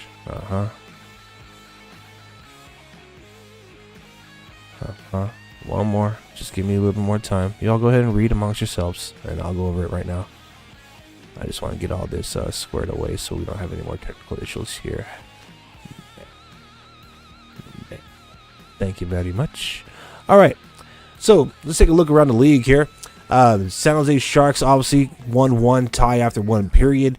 Same thing's going on in Vegas. The Golden Knights are in 1-1 tie after 2 periods against the Columbus Blue Jackets. Looks like we're about some overtime in Edmonton as the Red Wings are tied up 2 apiece against the Oilers.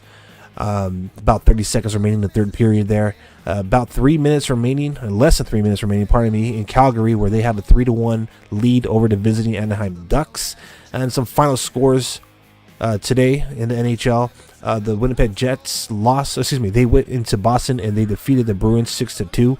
The Minnesota Wild went into Montreal and shut out the Canadiens 4-0. Carolina Hurricanes defeat the visiting Chicago Blackhawks 3-2. The Tampa Bay Lightning shut out the LA Kings 3-0. Had some overtime hockey in Ottawa. The Senators defeated the Washington Capitals 5-4. and the New York Islanders go into Philly and shut out the Philadelphia Flyers 3-0. And that right there is your look around the league, fam. Thank you all so much for coming through tonight. Looking at like 210 right now. 210 live streamers plus an additional about 40 or 50, I would say, that came through at some point in time on TikTok. So because of all you out there, we are the #1 trending live stream in Sharks territory. So we're about to have a puck drop right now in the second period, so get ready for that. Hopefully the San Jose Sharks will find a way to continue their success that they've had this season against Seattle, which, believe it or not, in their short time of existing in the National Hockey League, the Seattle Kraken have had San Jose's number. Again, the San Jose Sharks are playing their 14th all-time game against the Kraken. In the previous 13, the Sharks are 6-6-0-1. So, we're looking to get over 500 tonight.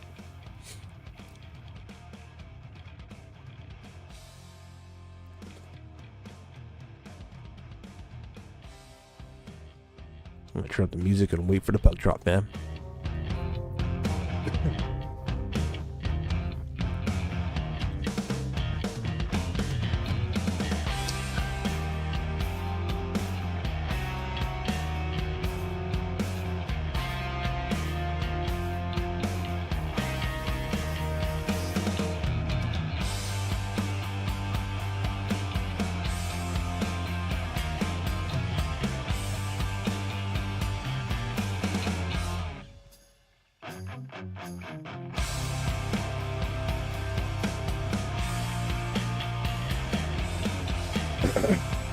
All right.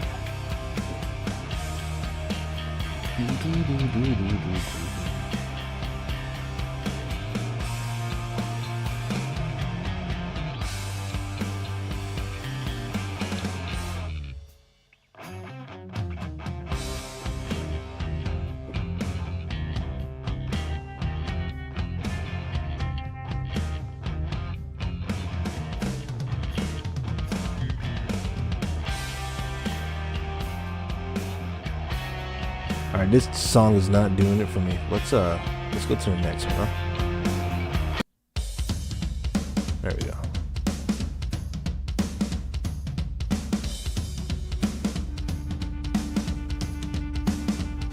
All right, game on, obviously. Pardon me, fam. My bad. Gosh.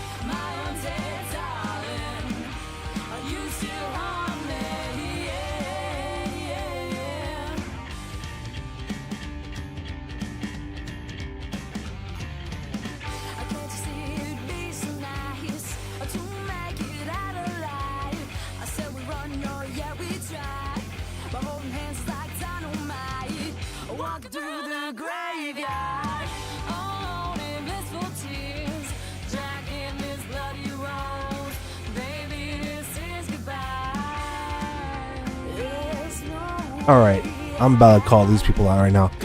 ESPN is talking about Macklin and, probably Smitty extended to that, talking about how they spend a lot of time looking at the iPad watching the game. Dan Ruzanowski and Drew Remenda were talking about that this morning on the Sharks Morning Skate. All right, so, Maybe I should be watching the iPad because the Seattle Kraken just freaking scored another goal. Come on, Dusty. My bad. I just got done watching Just Friends, and that cracked me up. Anyways, damn, son. That's just ridiculous. How is Mario Ferraro and Barclay Goodrow just standing there? I know it's another redirected lucky bounce for the Seattle Kraken, but come on, guys. You can't just have two. So, Oliver Bjorkstrand now has a multi-point night. He had the primary assist on that first goal in the first period. Now he has his 15th goal of the year. It's 2-1 Seattle. Just 2 minutes and 3 seconds into the second period. Stephenson also has a multi-point night. He got the primary assist, returning their favor on this goal. Is 28th of the year, and Dunn gets his 13th assist of the season. So 2-1 right now, Seattle Kraken. Ridiculous.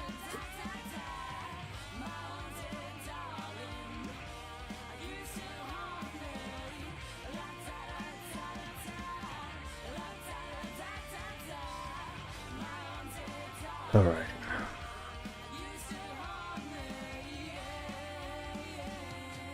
Kraken seem to have they have the momentum, they have the pressure, and damn it, they have a third goal scored. Wow, what a snipe. Not one but two. It looks like that bounced off the post and the crossbar and into the net. Nonetheless, this game is starting to get away from the Sharks early in this second period. Kraken get their insurance goal. Man, you gotta be kidding me. Ooh, that was nasty. Dude, he just literally like skated up into the slot and ripped it. Wow.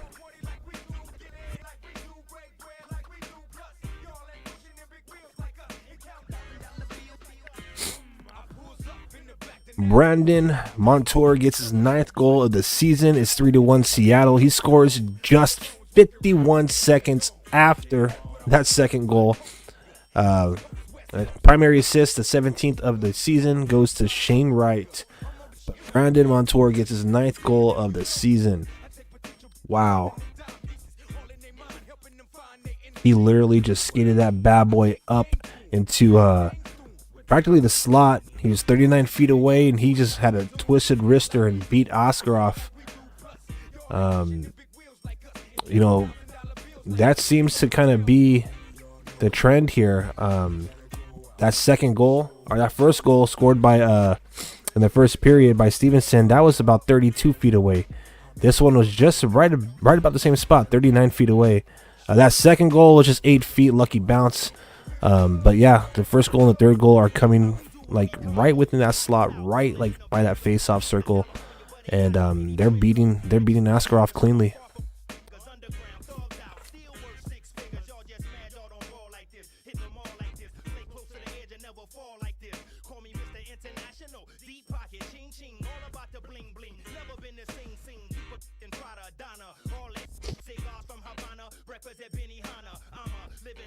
Pardon me.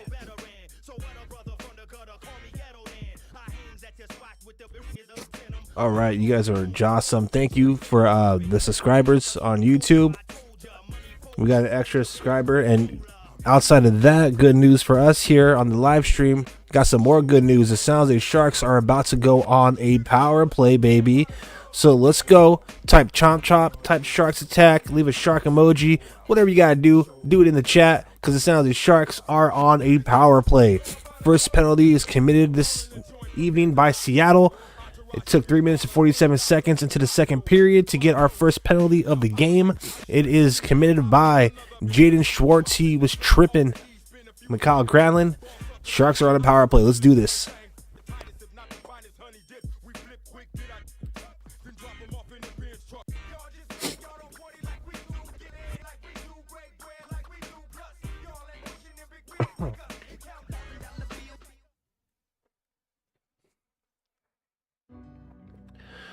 All right, let's see. Who am I looking out there? Celebrini, who just got booted from the face-off dot.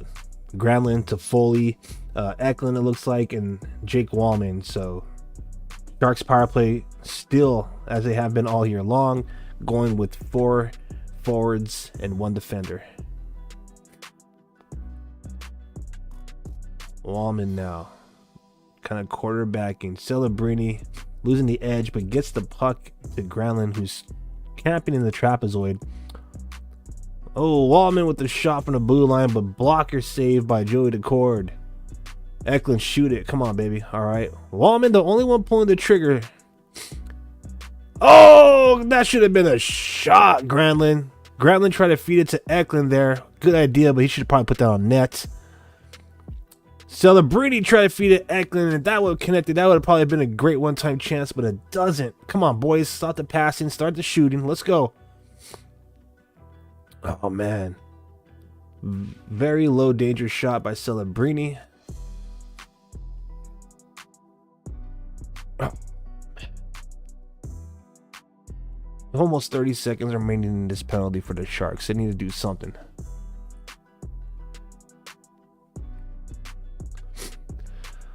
Well, I like the pressure, the offensive pressure. I like that the puck has yet to exit the zone this entire power play, but these shots are going wide. They're going wide. Let's go. We need a little bit more accuracy. Foley drops it for Granlund. Come on, baby. Power play is over, but the offensive pressure remains. Nice one-time shot. Blocked. Oh, no. Coming out of the penalty box on a breakaway scores. Wow. Wow. Oh, my gosh.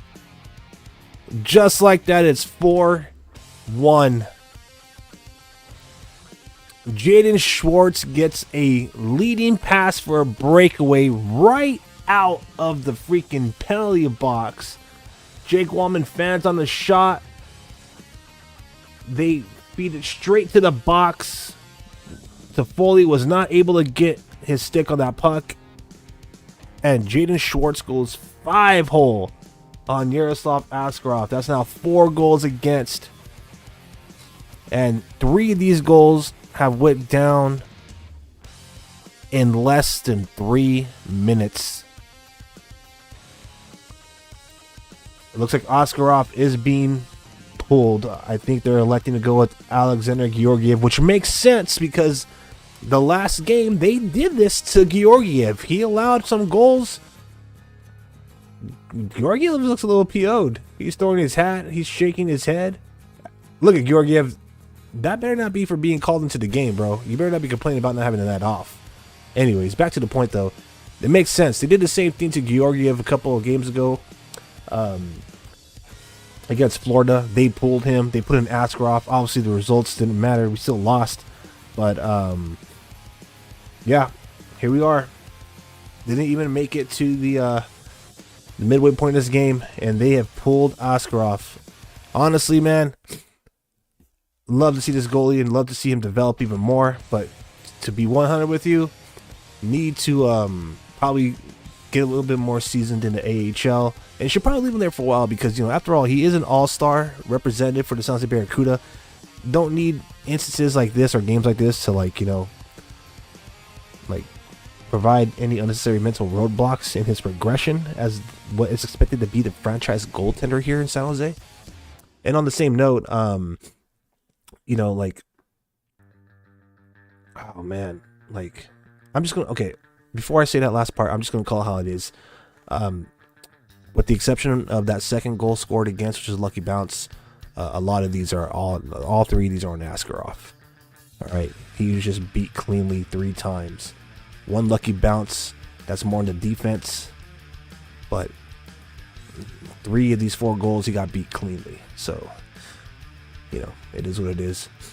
Now, what I was trying to say at that thought before I watch. Ooh, now we got some scrums here. All right, it's getting a little chippy out there. But what I was trying to say before I said that part was, you know, you should probably have him be in the AHL if this is the type of defense he's going to have ahead of him too. You know what I'm saying? But honestly, let's just call it how it is. 3 shots beat cleanly, like I mentioned before. Oh, Thrun is throwing some punches. Thrun and done. Thrun and done, baby. Dang. Dunn's throwing fists, but he's hitting nothing but shoulder pads. I see it. But Henry Thrun is throwing some knuckles, man. That's what I'm talking about. All right. Stick taps, everybody. Yeah, that's what I'm talking about. Give us a little bit of something, right? Give us some momentum. Was that Thrun's first career NHL fight? Someone let me know. That I'm not certain that's Thrun's first career NHL fight. Maybe not. I don't know.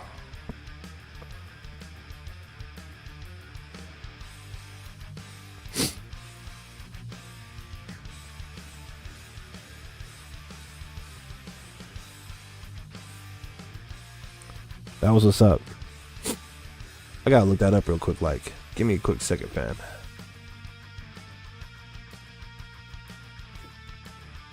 We're on TV timeout.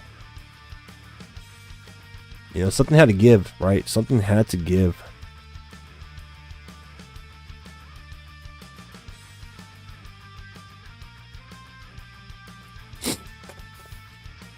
Let me see. Where can I find that Henry Thrun career fights?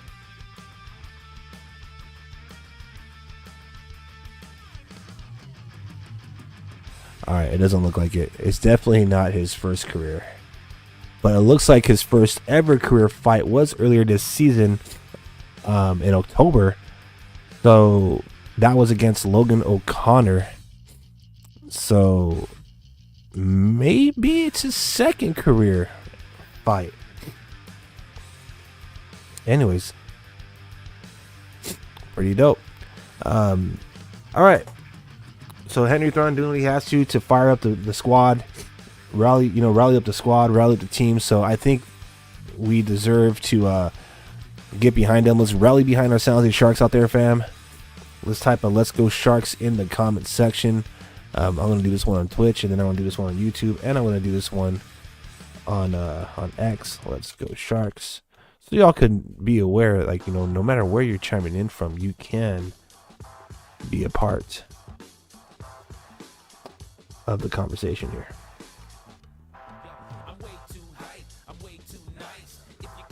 But yeah, that's pretty tough for Askarov, man. That's tough.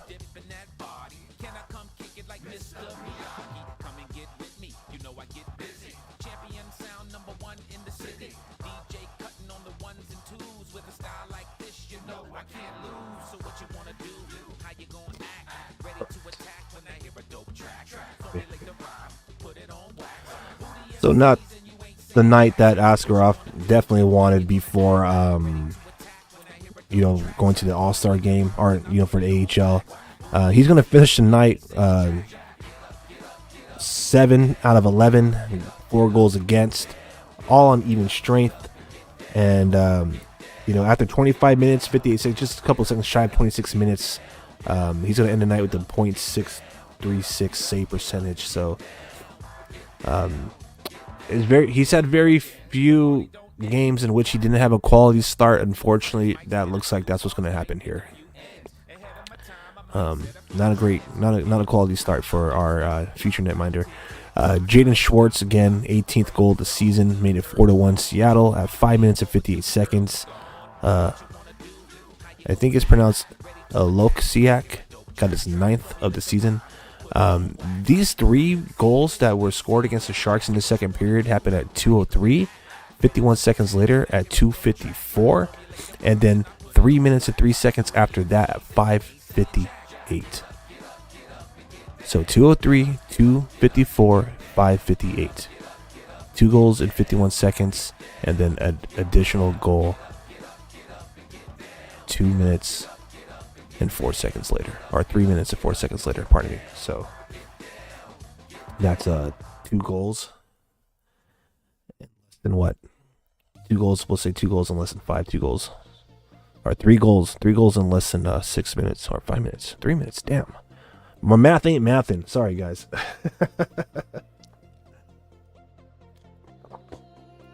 By the way, the Sharks are in trouble. While I was trying to figure out the numbers, the Sharks are trying to figure out numbers themselves. And now they are on a 5-on-3 penalty kill. So when it rains, it pours.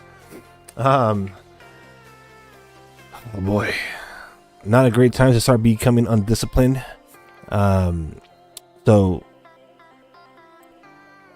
Nikolai Kovalenko got called for roughing against Capo Caco during that whole scrum in which Henry Thrun dropped the gloves against Vince Dunn.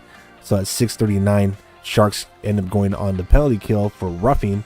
Nikolai Kovalenko got called for roughing at 6:39 against Capo Caco. And at 7 minutes 27 seconds to the second period, so just a little bit less than a minute later, Luke Cunningham gets called for tripping against Chandler Stevenson. And now it's a 5-on-3 for the next minute in 12 seconds. Someone says Askarov's worst game by far. Absolutely. Absolutely true.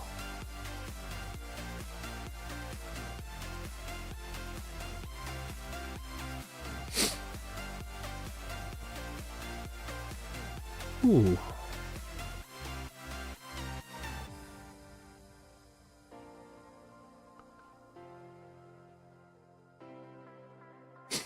Get out of here. ESPN trying to throw some sauce on Vince Dunn's punch against Henry Thrun. You said it in your sentence. You said it had it hurt. It's on top of the helmet, bro. It's on top of the helmet. This is going to get ugly fast. I already know it. It's 5-on-3. 2-man advantage. Seattle is going to make this game 5-1. Barring some type of miracle, the Sharks are looking to drop their first game of the season series, but it ain't over till it's over, baby. We had an epic comeback against Utah for our first dub of the season, but what a shot by Montour, man. I mean, Brandon Montour gets his 10th goal of the season, his second in this period. It's a power play goal. 5-1 Seattle, 7 minutes and 51 seconds into the second period. They make it 5-1. Montour just blasts it, goes top shelf right over the glove side shoulder of Alexander Georgiev. I mean, at this point, the Seattle Kraken might as well just keep pouring a bunch of pucks onto the net because they seem to be getting in. Every shot seems to be getting in really clean. So, damn. So that's a power play goal. That was the first power play. All right. So that was technically for Nikolai Kovalenko's penalty. So now a minute and 11 seconds remain on the other penalty that was taken by Luke Cunningham. So Sharks still on the penalty kill here. Woo! Hopefully this doesn't get out of hand that fast, because that'd be cray. This can somebody give us a 5-minute major? We need a 5-minute major penalty to get back in this game, please.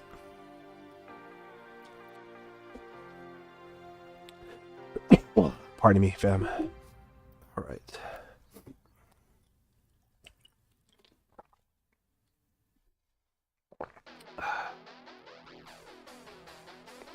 I'm just going to turn up the music because we might as well rock out or chill. Sharks are not being shy from trying to get a shorty here. Short had to go. Oh, nice centering pass.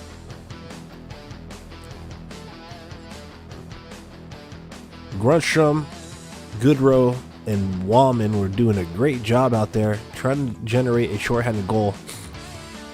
A great pass, but Goodrow just didn't seem to have the angle to take the shot. Wallman had a blast, but I don't even think he got through.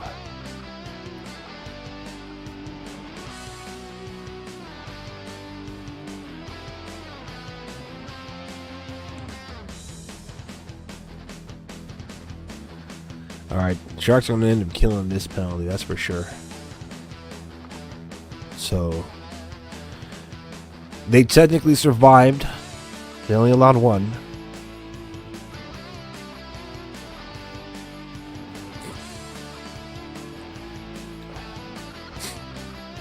All right, Sharks even straight now. We just need to start with one, baby. We got a whole half a period remaining and a whole half a game ahead of us. So this ain't over yet. Let's get some goals, baby.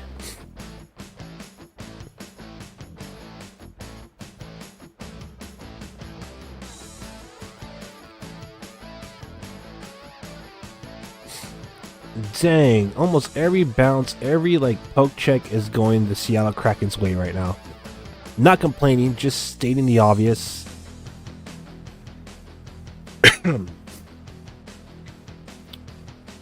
Someone in the comment section says Matthew Shaper gonna look so damn good in Teal. Oh, man.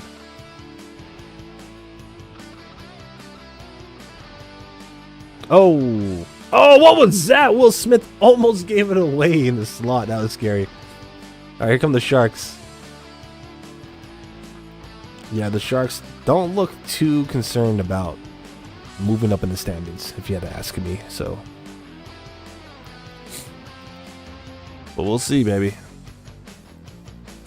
I mean, you know, when you have guys who are unrestricted free agents and you got the general manager openly saying that they're more than likely are not going to have any contract. I mean, there's no contract negotiations going on, and they're more than likely going to move these guys. If not, they're going to like be gone in San Jose. But I'm sure a lot of these dudes are not like their heads aren't in the game. They're not thinking about this season. You know what I mean? They're probably thinking about where they're going to play, where they're going to move their families. You know, what may be the next step in their NHL career. You know what I mean? Like, will they be on an NHL roster next season? You know what I'm saying? So, you have to kind of understand, like, you know, the human element to this business the National Hockey League is, and you know, the nature of the beast. Unfortunately, I hate to say that for lack of better terms, when you're rebounding. Whoa, what a shot! Wow, was that Bjorkstrand or Shane Wright? I don't know. Let me double check. I think that was Shane Wright. Blasts that, makes a freaking hard shot, and it gets knocked off. It knocks off Georgiev's mask. Wow, that's a good thing that we wear masks these days, right? Imagine the NHL back in that day before they. I mean, even the Jason Voorhees looking masks were crazy. But wow, I can't believe that. Knocked that mask right off, man. That was crazy. When I played goalie, I got ringed a couple of times in the mask. It's not pleasant. What's even worse is when it misses the mask and squeezes right in between the spot that your neck protector don't cover. Yeah, that's tough too.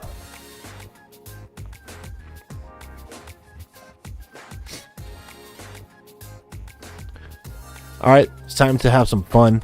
Let me know who you all think is going to score the next goal for the San Jose Sharks. If anyone's going to score another goal for the San Jose Sharks, you let me know who your pick is. Or we can even have more fun. We can say who's going to score the next goal in the game. If you think it's going to be Seattle, put Seattle. If you think it's going to be the Sharks, put the Sharks. Bonus points if you could guess the player. You know what I mean? But yeah, this game is getting out of control for San Jose, but you know, it ain't over till it's over, baby. Of course, for those of you who are on Team Tank, as they call it here, you know, the Sharks are, pardon me one second. My bad, people. The Sharks do have, you know, the best odds right now, statistically, for number one overall, or at least the best odds of winning the number one overall during the draft lottery. They're playing their 54th game. They have a 15-32-6 record as of right now. 36 points in the standings. So, you know, they don't look very determined to give that up. I imagine if the goal is a top 5 draft pick this season, and it's always been that way by design or just by destiny, you know what I mean, whatever the case, you know, having the number one spot is pretty solid, because the best thing that can happen is you can win a number one overall draft pick again, second year in a row, or the worst thing that happens is you drop 2 spaces. So if those of you who want Schaefer or a top a blue chip defender in next year's draft, you know, you're going to want to be somewhere between the first and third spot. So if you drop 2 spots, the worst you can pick is 5, right? So, but here come the Sharks. They're trying to come alive. Beat Sidney Crosby and the Pens, but struggle against the Kraken. Hockey can be mysterious at times, but here we go.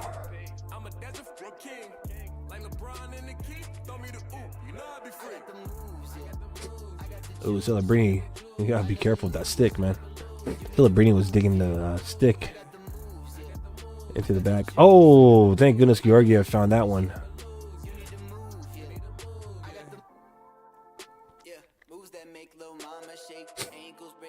All right. So thank you to everybody. 222 plus. I don't have the totals for who's watching on TikTok, but as of right now, between YouTube, X/Twitter, Twitch, we have over 222 live viewers. So if you're new here, we as in Shark City Hockey do these live watch long parties with real-time reaction to the action exclusively during the San Jose Sharks away games. Yours truly is typically in attendance at the tank whenever the Sharks are playing at home. But who knows, times change, things might change. Maybe we'll do a home watch along party. If there was a home game tonight, I'd definitely be doing it because I wouldn't be at the tank. I'm under the weather. But back to the point. The next time we'll get together on this live watch along party will be almost a month. I'm gonna miss y'all. The next road game is after the Four Nations face-off tournament. It's the 23rd of February. All right, so the 23rd of February, the San Jose Sharks are taking on the Calgary Flames. The very next night, they're taking on the Winnipeg Jets. Who knows? We might get together for that one too. But the Montreal Canadiens on Thursday. So long story short is the next time we get together for a watch-long party, it will be about a month from now, given that there's about to be a 2-week break in the NHL action. So the NHL could experiment with its in-season tournament, the Four Nations face-off.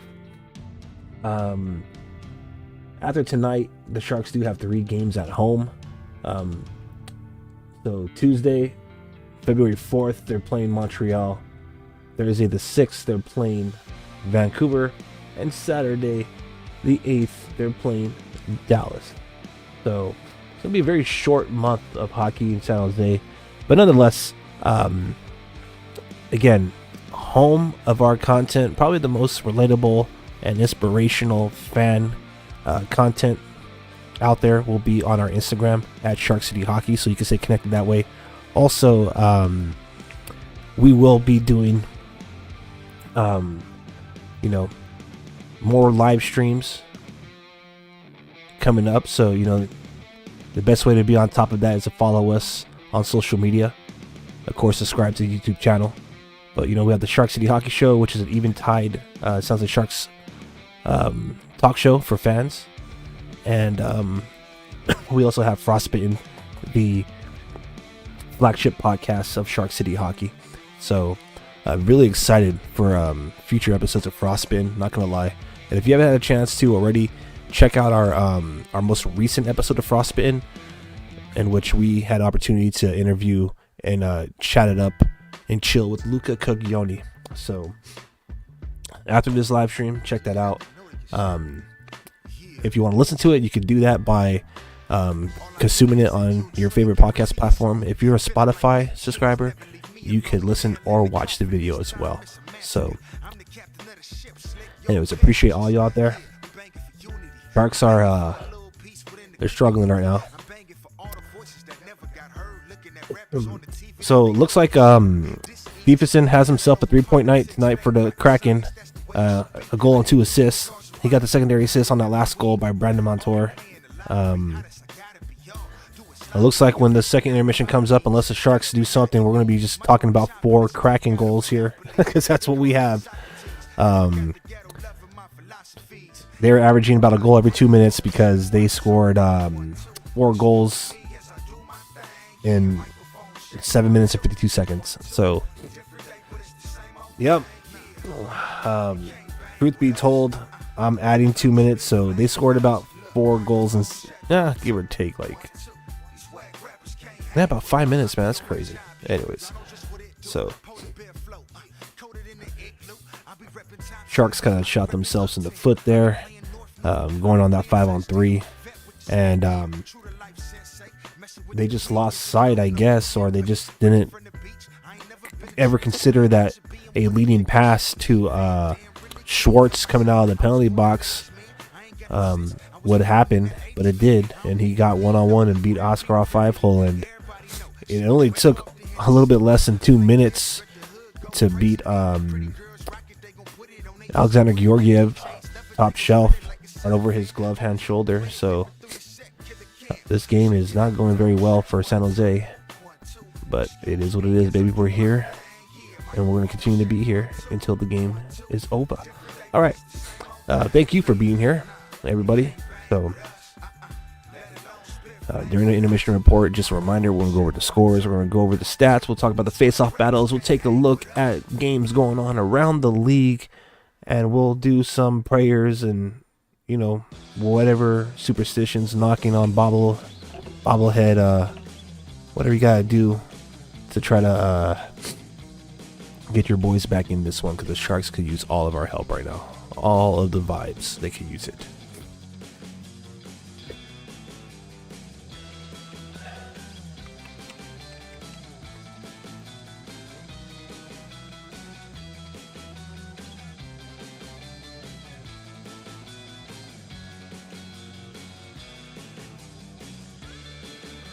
All right, Sharks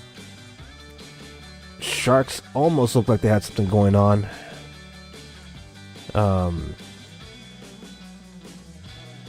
It's looking sloppy for the Sharks right now, man. Really sloppy, whether it's entering the offensive zone or trying to defend in their own zone.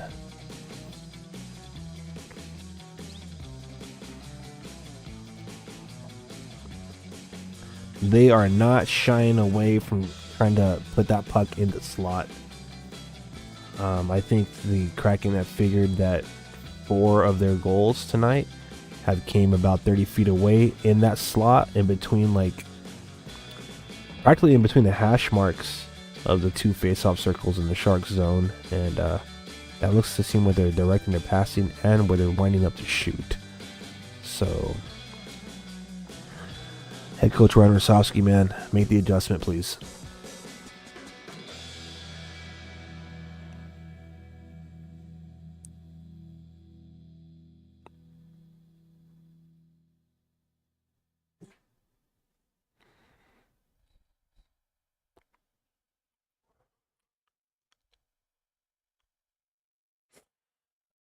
I don't understand your comment. The last comment, I don't understand it, but it is what it is. If you clarify, I can answer.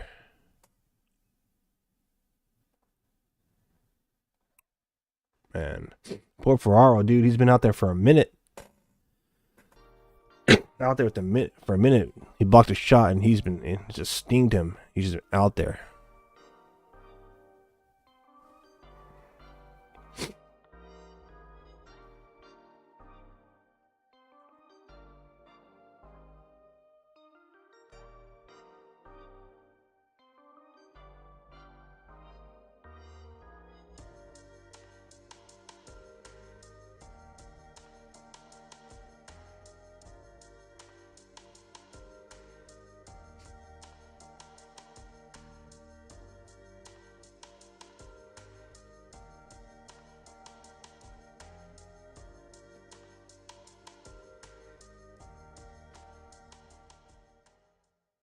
He's asking, do the Sharks have any bald players?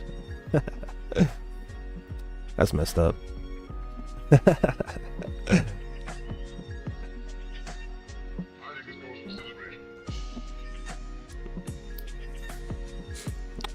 All right. Let's see. Pardon me, fam. Pardon me.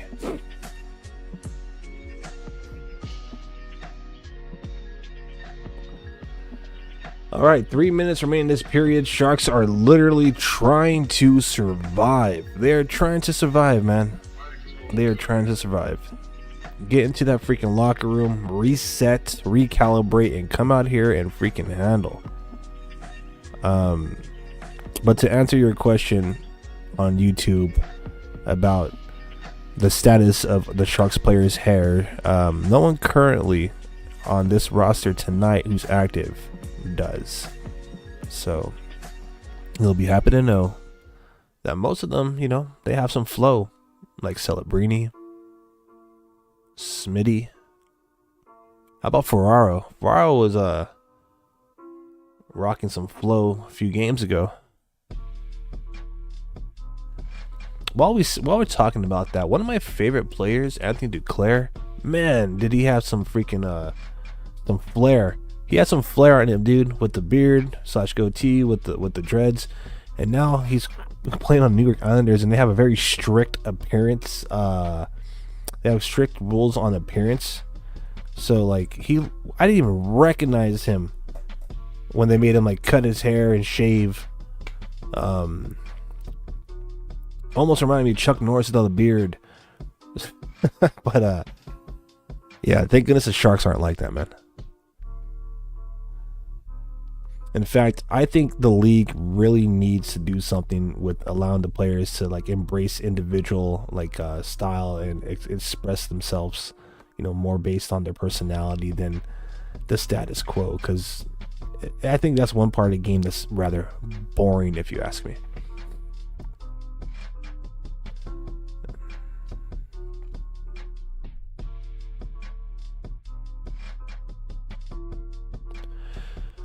All right, this game is almost done with the second period. That's the best thing I can say.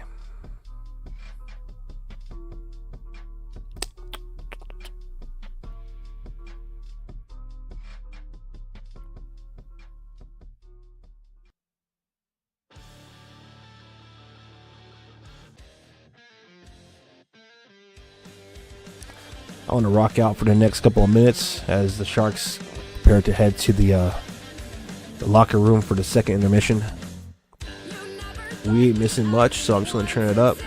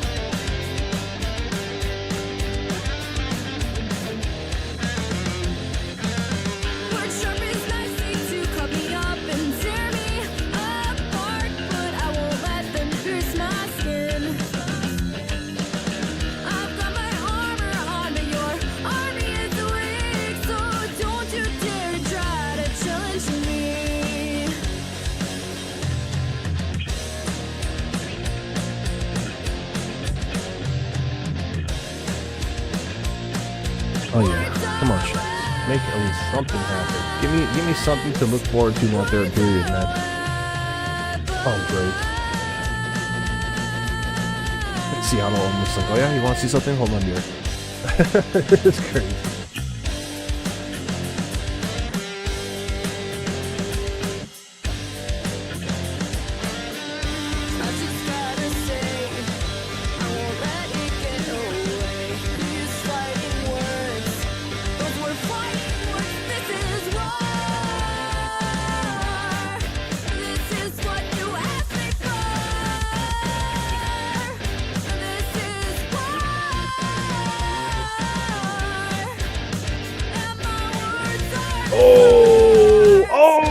Almost, come on, baby.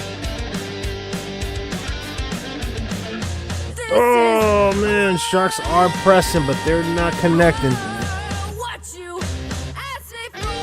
Damn, almost some good opportunities there.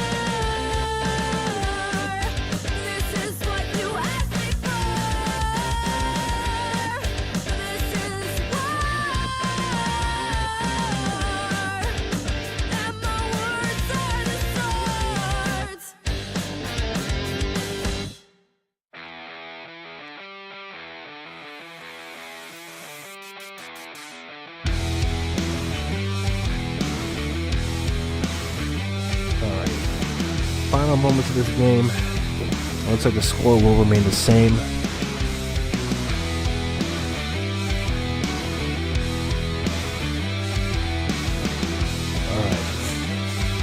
So as we usually do, we are going to take a brief break here. Calibrate. I'll probably see if I get some tea really quick. I can use some tea. And yeah, we'll get ready for the third period. And we'll have the second intermission rolling up right here. So thank you to everybody. I appreciate you all joining me here on this Thursday night edition of San Jose Sharks hockey. So some Thursday night hockey for us here in the Bay, specifically San Jose, where I'm streaming live out of, right here in the heart of Sharks territory. I'm Aaron James, creative at Shark City Hockey, your go-to source for San Jose Sharks fandom, where we cover legends and legacies in the 408. Don't forget to follow us across the board on social media at Shark City Hockey. And if you are watching us right now on X or YouTube, go ahead and double tap that screen and make it rain hearts. Same thing for everybody joining us on TikTok. And we'll be right back in just a moment with our second intermission. San Jose Sharks are trailing the Seattle Kraken 5-1 after 2 periods. They got a lot of work to do in the next 20 minutes. So we'll be right here to see if they could actually accomplish that mission. So until then, we'll be right back in just a couple of minutes. Don't go anywhere.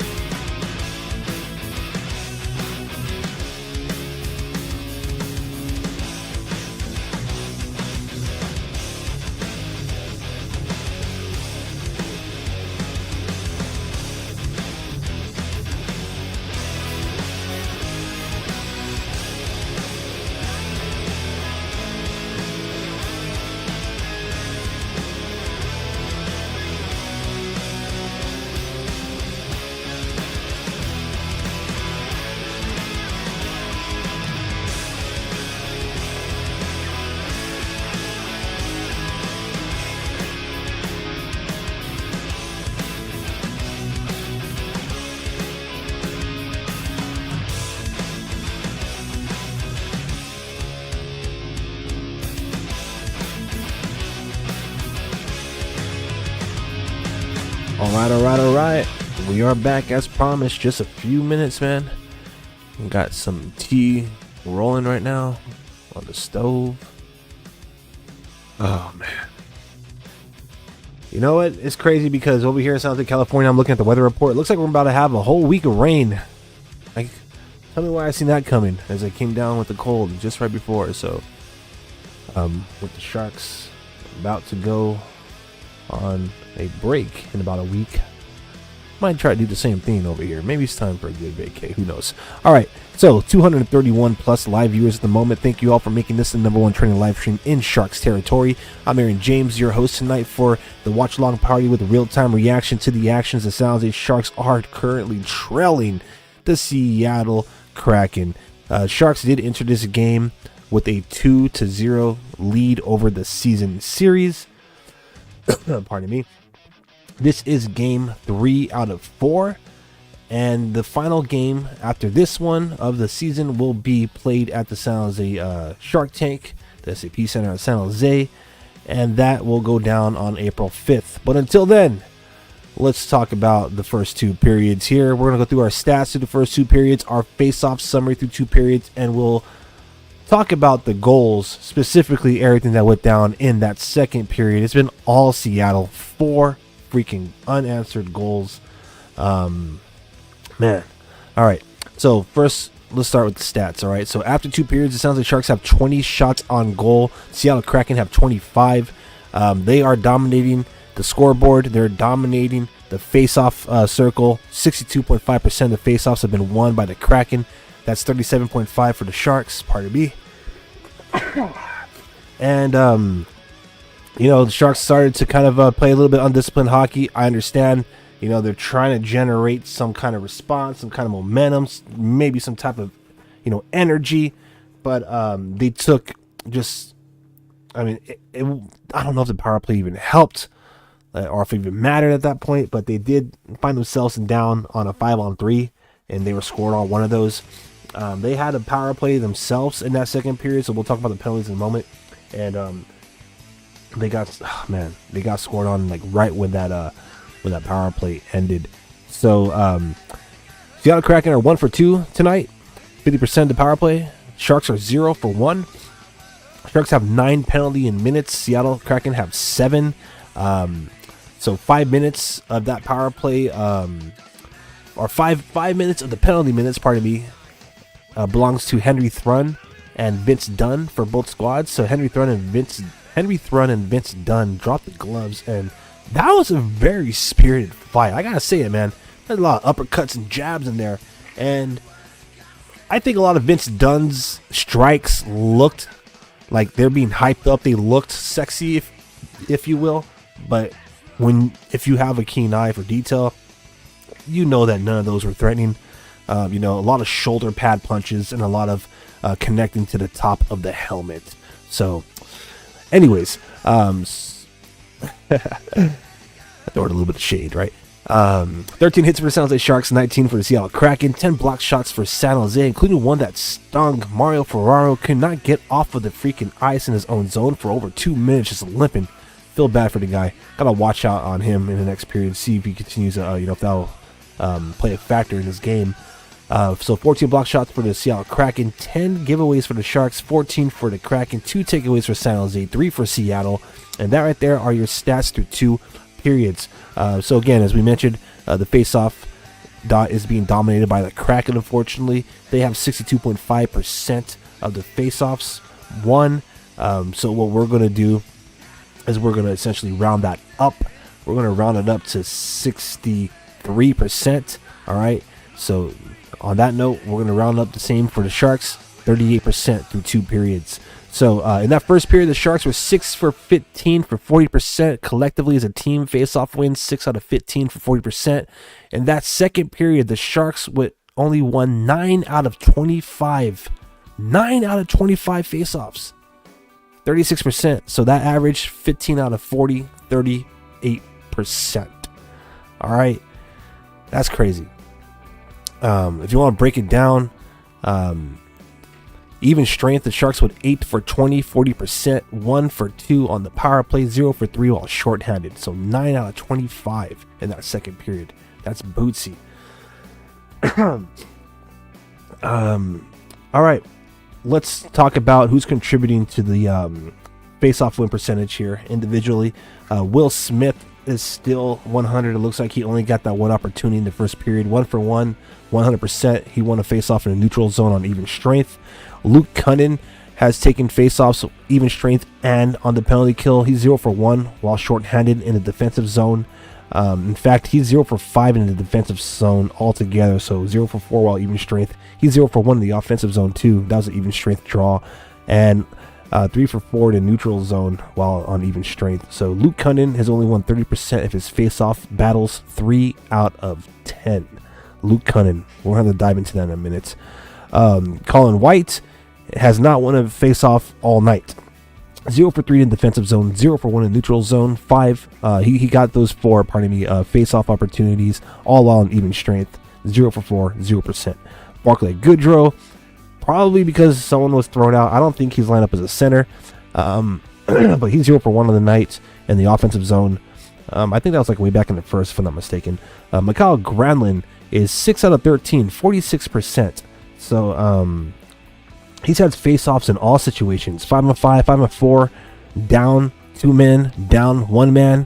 So while 5-on-5, he's 2 for 4 in the offensive zone, 2 for 3 in the defensive zone, 1 for 3 in the neutral zone for 5 out of 10, 50% while even strength. While on the power play, he's 1 for 1 in the offensive zone, 100%. While down 2 men specifically, so while the Sharks were on a 2-man, we're down 5 to 3, pardon me. He went 0 for 1 in the defensive zone, and while they're down just 1, 4 on 5, he lost a neutral zone face-off. So altogether, 6 for 13, 46% of Mikhail Granlund's faceoffs are being won by the newly dubbed alternate captain of Team Finland in the Four Nations faceoff tournament. Macklin Celebrini is the last person to get some action in the faceoff dot. He is 3 for 11 tonight, 27%.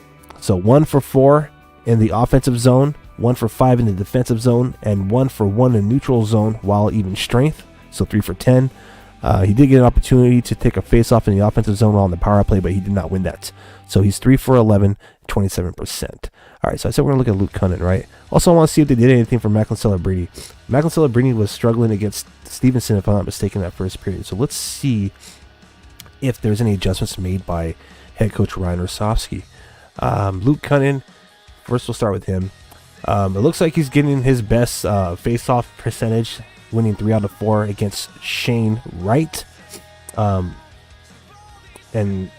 he's pretty much lost against everybody else. So Schwartz, McCann, Berniers. He did get 1 out of 3 against Chandler Stevenson, but it looks like Luke Cunning's kind of owning Shane Wright. Back to Celebrini. I just want to see if they did anything to make any adjustments against Bernier, but Berniers, but yeah, he's still going up against him. He's 50% against him, so not too shabby. But he hasn't won any faceoffs against Stevenson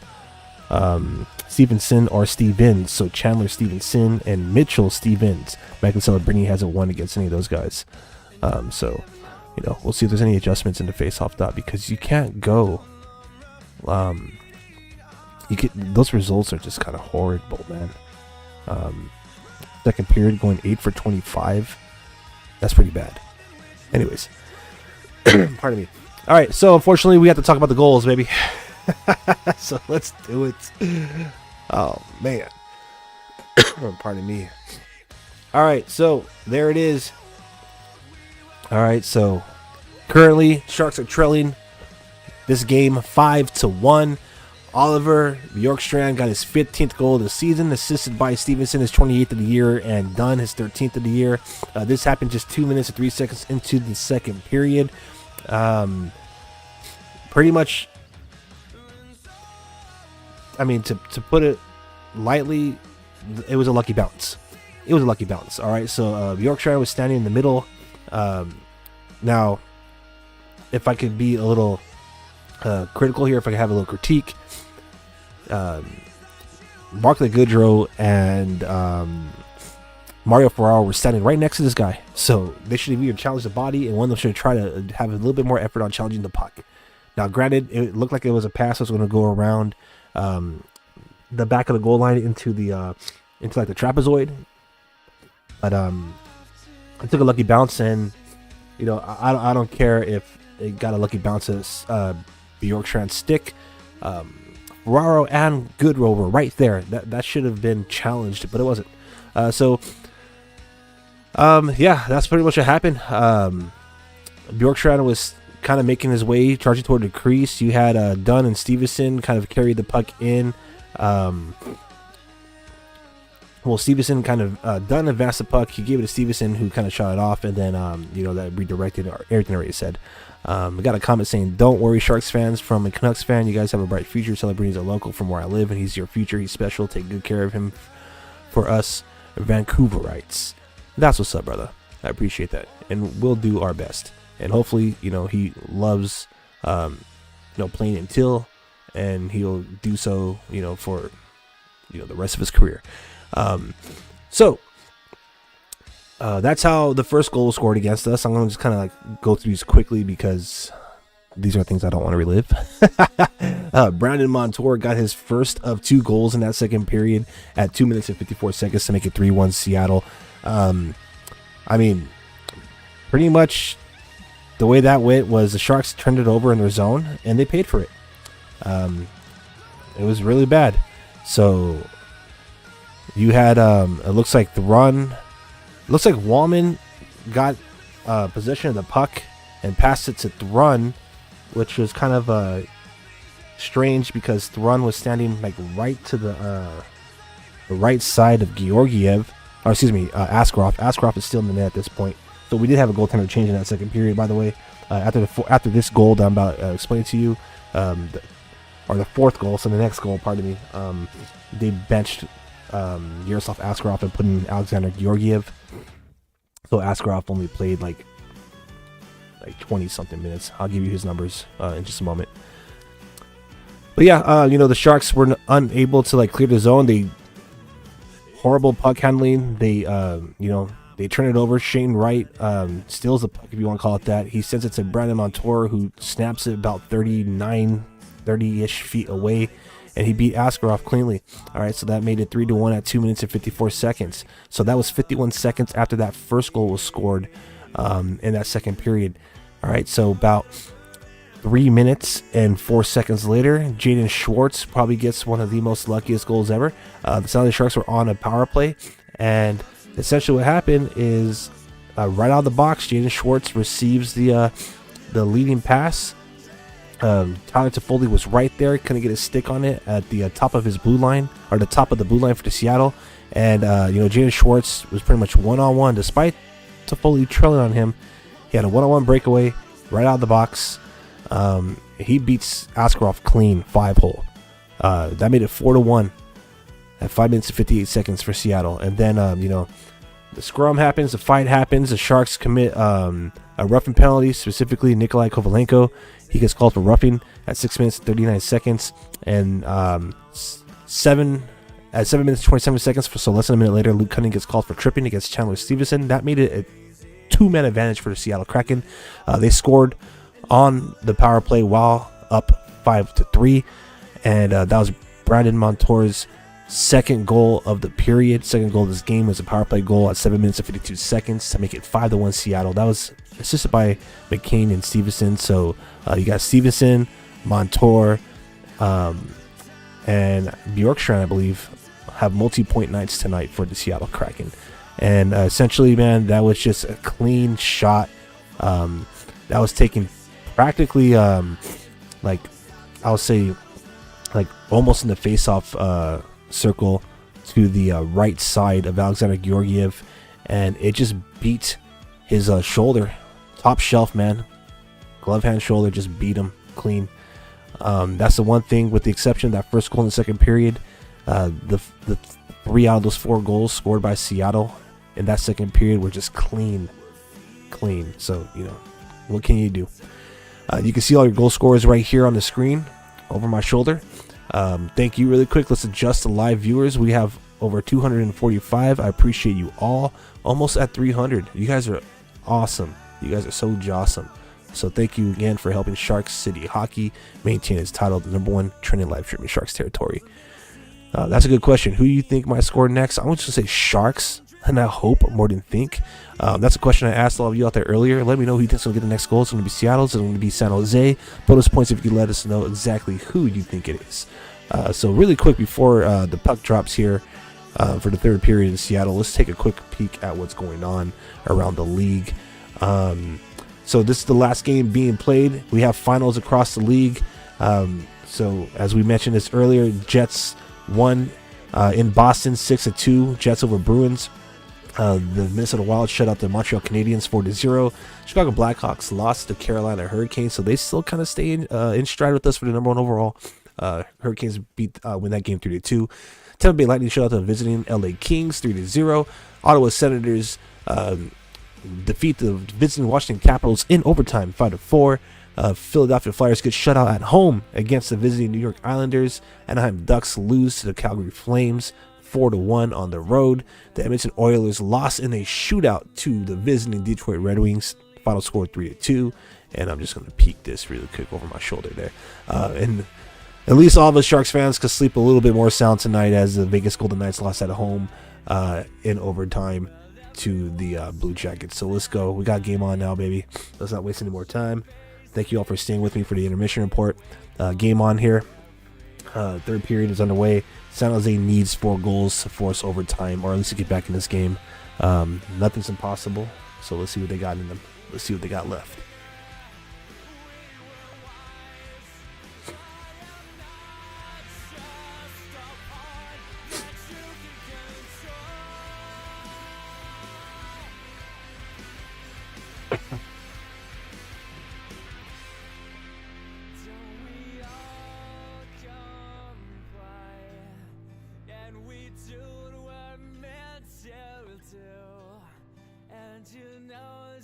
All right.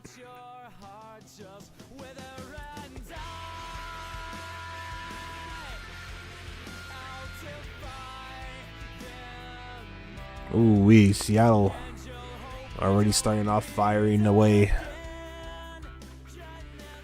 As I promised, I was gonna let you know what Askarov's final numbers were.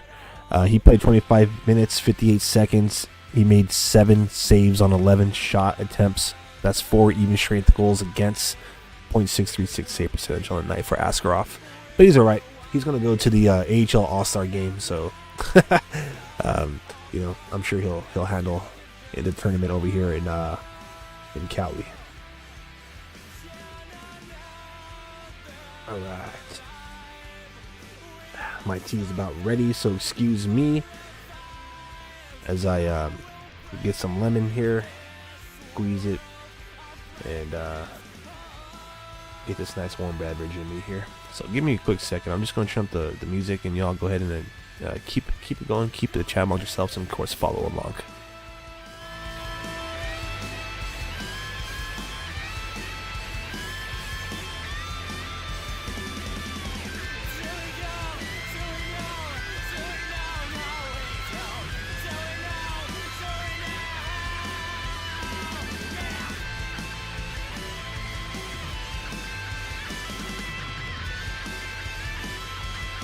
Alright, it looks like I'm going to let this one cool down.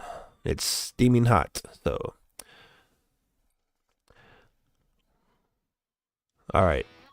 Sharks face off deep in Seattle's zone.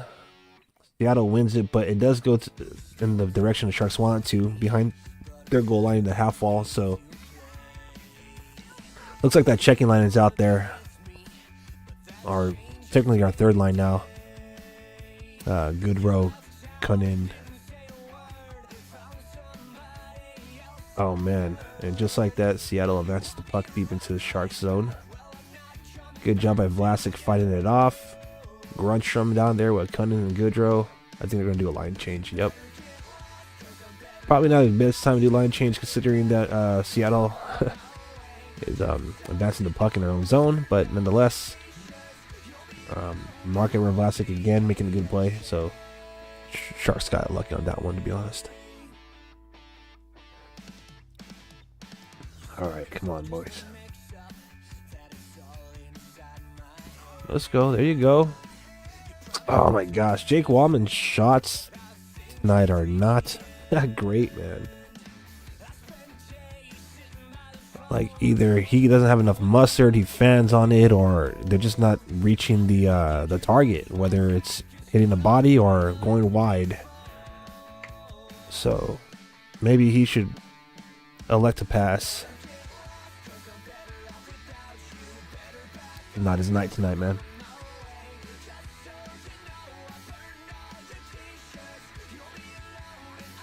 Thank you.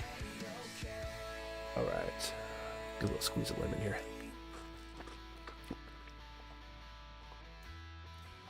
Oh yeah, it's good.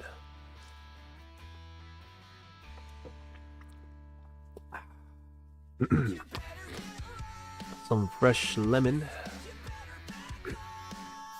Some lemon and honey. Very soothing. Ooh, nice glove save. Georgiev had to fight that one off, but I'm glad he got his glove on it. Here come the Sharks now. And Zetterlund shot this glove down, no problem. Alright, just for kicks, just to answer the question, who do I think might score next? I am going to go ahead and predict a Shark player to get the next goal. Thank you all for chiming in on X, asking that question. If I had to say who's going to get the next goal for the San Jose Sharks, I think I'm going to say, let me see, let me choose someone not so obvious. Here, I'll type it in so y'all can see it in the chat first, and then I'll say it out loud.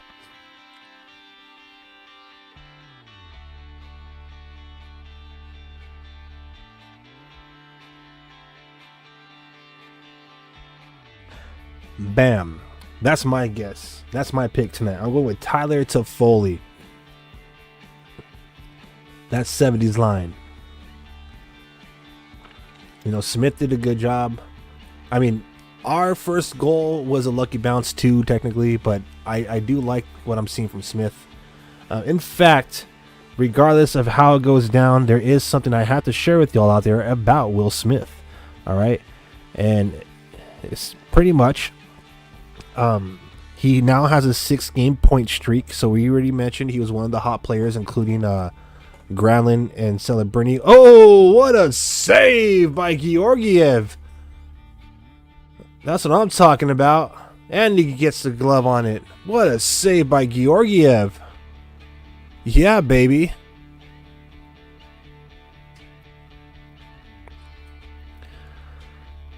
But back to Smith really quick on his 6-game point streak. Will Smith becomes the 5th ever San Jose Sharks rookie to reach a 6-game point streak, and he's the first to do so since Ryan Clough in 2006-2007. Stick taps to Will Smith. That's some good company. Ryan Clough, now one of the assistant general managers of the San Jose Sharks. Yep, gotta love it.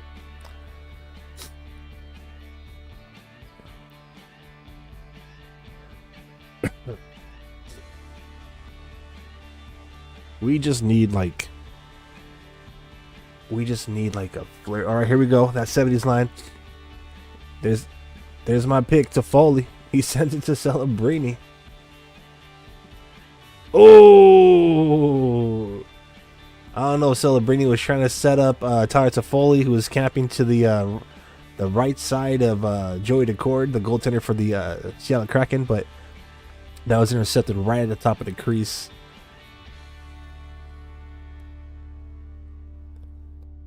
All right.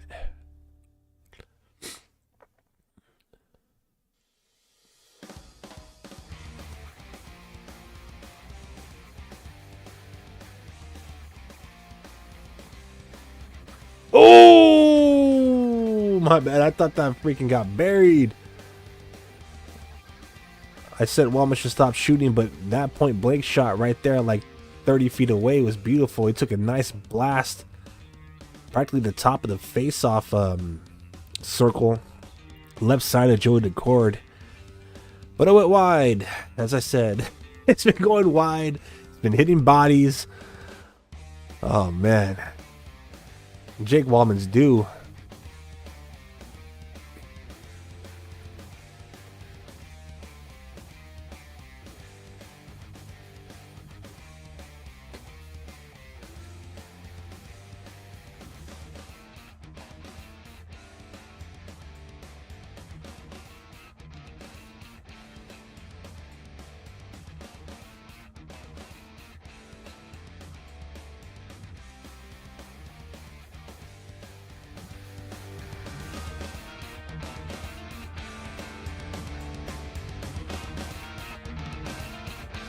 All right, Will Smith is out there with Granlund and Zetterlund.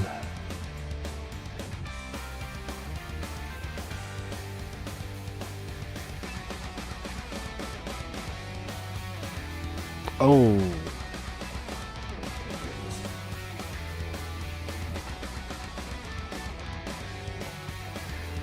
Seattle's definitely getting the better of the opportunities right now.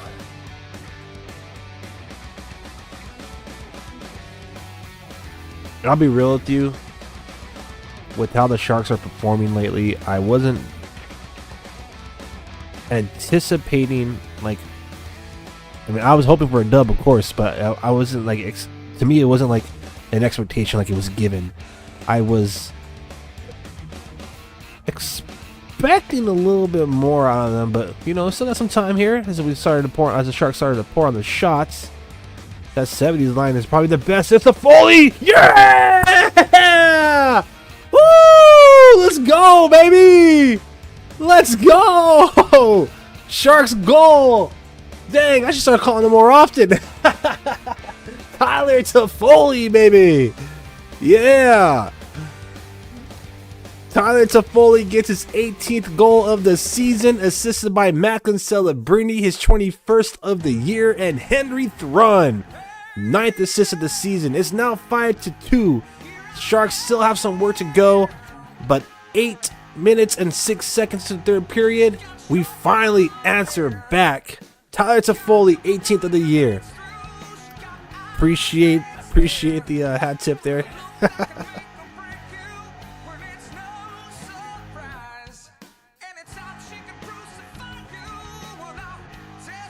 Thanks, man. It's a good time to sip on some tea. Oh yeah, that's soothing. Thank you, Donnie. I appreciate it. All right, got some good tea here. You know, that's one, baby. To quote Logan Couture, that's one. We'll see what they got.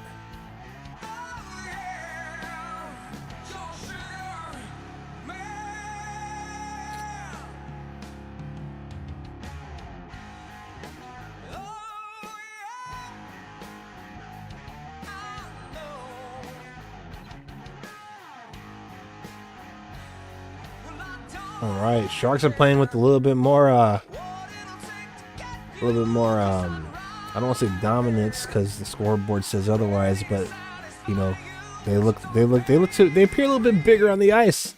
Oh, Wallman almost connected that time. Wallman is determined to find the back of that net, man. Uh-oh, skate quick, Wallman. It's gonna be 2-on-1. Yes, lucky bounce for the Sharks. We're not out of trouble yet. Oh, good save by Alexander Georgiev, man. Sharks got caught sleeping. Oh, no. Okay, Shane Wright almost had a clean one-on-one opportunity. I don't think that pass was... It just wasn't enough for him to get a quality shot. But Sharks are... they're getting caught slipping right now. They're getting caught lacking. Kraken are literally just kind of like creating like odd man rushes inside the zone they're passing. So to me, that is indication that the Sharks are either standing and watching, or you know, they're losing sight of their assignments, man.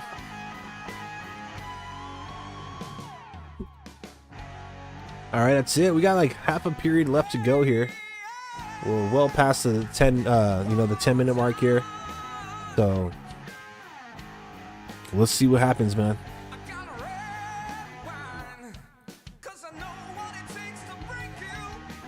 Good save. All right, that 70s line is out there again. Oh, here's an opportunity for Eklund if he can get the angle. Eklund! Oh, man! Almost.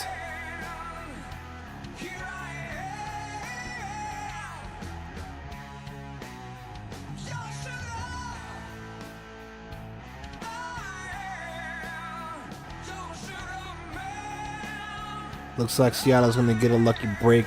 More than likely get that TV timeout right now. We'll see.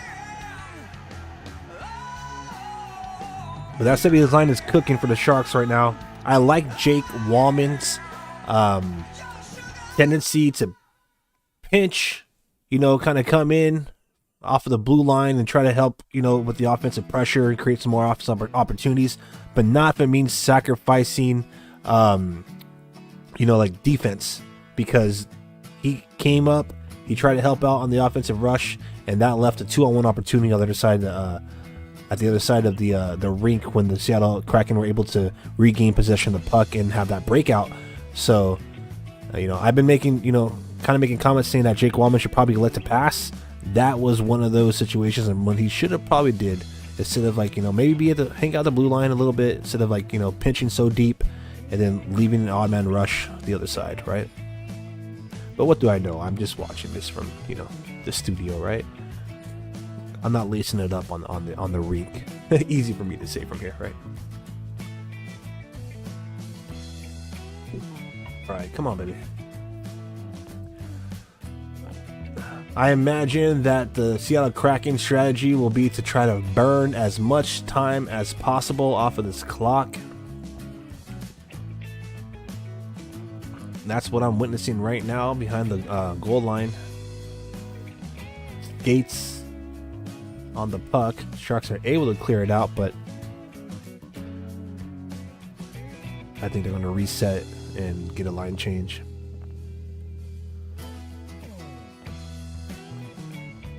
All right, good job, Cody Ceci. Cody Ceci prevents a zone entry from Seattle. Jake Wallman again, dude, just shooting and missing.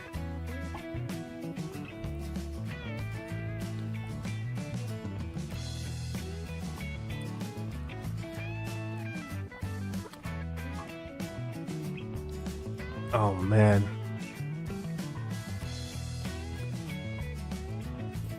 Wow. Get out of here with that. Man, you gotta be kidding me. Well, as you all seen and you all are aware, it's now 6-2 Seattle. But what I'm reacting off of is the fact that this guy has so much time to like cradle the puck, line himself up in the slot, and just wind up and shoot it. Like what? Like he literally like he carried that puck on a stroller to the freaking slot in front of Cody Ceci and winds up and freaking scores. Another clean shot from Seattle Kraken. I don't know what the goalies are going to be able to do at this point, because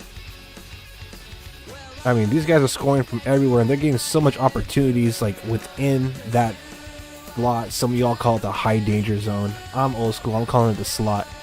But yeah, man, he had all day. He had all night to do that shot. Eli Tolvanen, 15th goal of the season. 6-2 Seattle, 12 minutes and 18 seconds in third period. Mahura gets his 5th of the year. Tolvanen was one of the 3 Kraken that we showed you all earlier who were on a hot streak. So it doesn't surprise me that, you know, when you get that much time to line it up, to wind it up, and to shoot, you're going to connect. So what can you do, fam? What can you do? Man. Alexander Georgiev was put into this game in the second period. Numbers, you know, he's faced more shots. So, you know, it's not on him. He technically is doing a little bit better. So, you know, Yaroslav Askarov got pulled in the second period after the 4th goal scored. As I mentioned earlier, he only played, like, he played a couple of seconds under 26 minutes, so 25-58. 7 saves on 11 shots, 4 even strength goals against. Georgiev, on the other hand, is a few seconds away from 27 minutes tonight, currently at 26:56 as the game's on TV timeout. And he has 21 shots against, 19 saves, 2 goals against, 1 even strength goal against, and 1 power play goal against. So, you know, Georgiev is, you know, he's doing solid. Obviously, that right there, that last goal scored is the epitome. It's the testimony of how the Sharks defense just is non-existent, man. It's not there. Like, I like Cody Ceci. I like him as a pickup this offseason. But that was just horrible, dude. He literally watched Tolvanen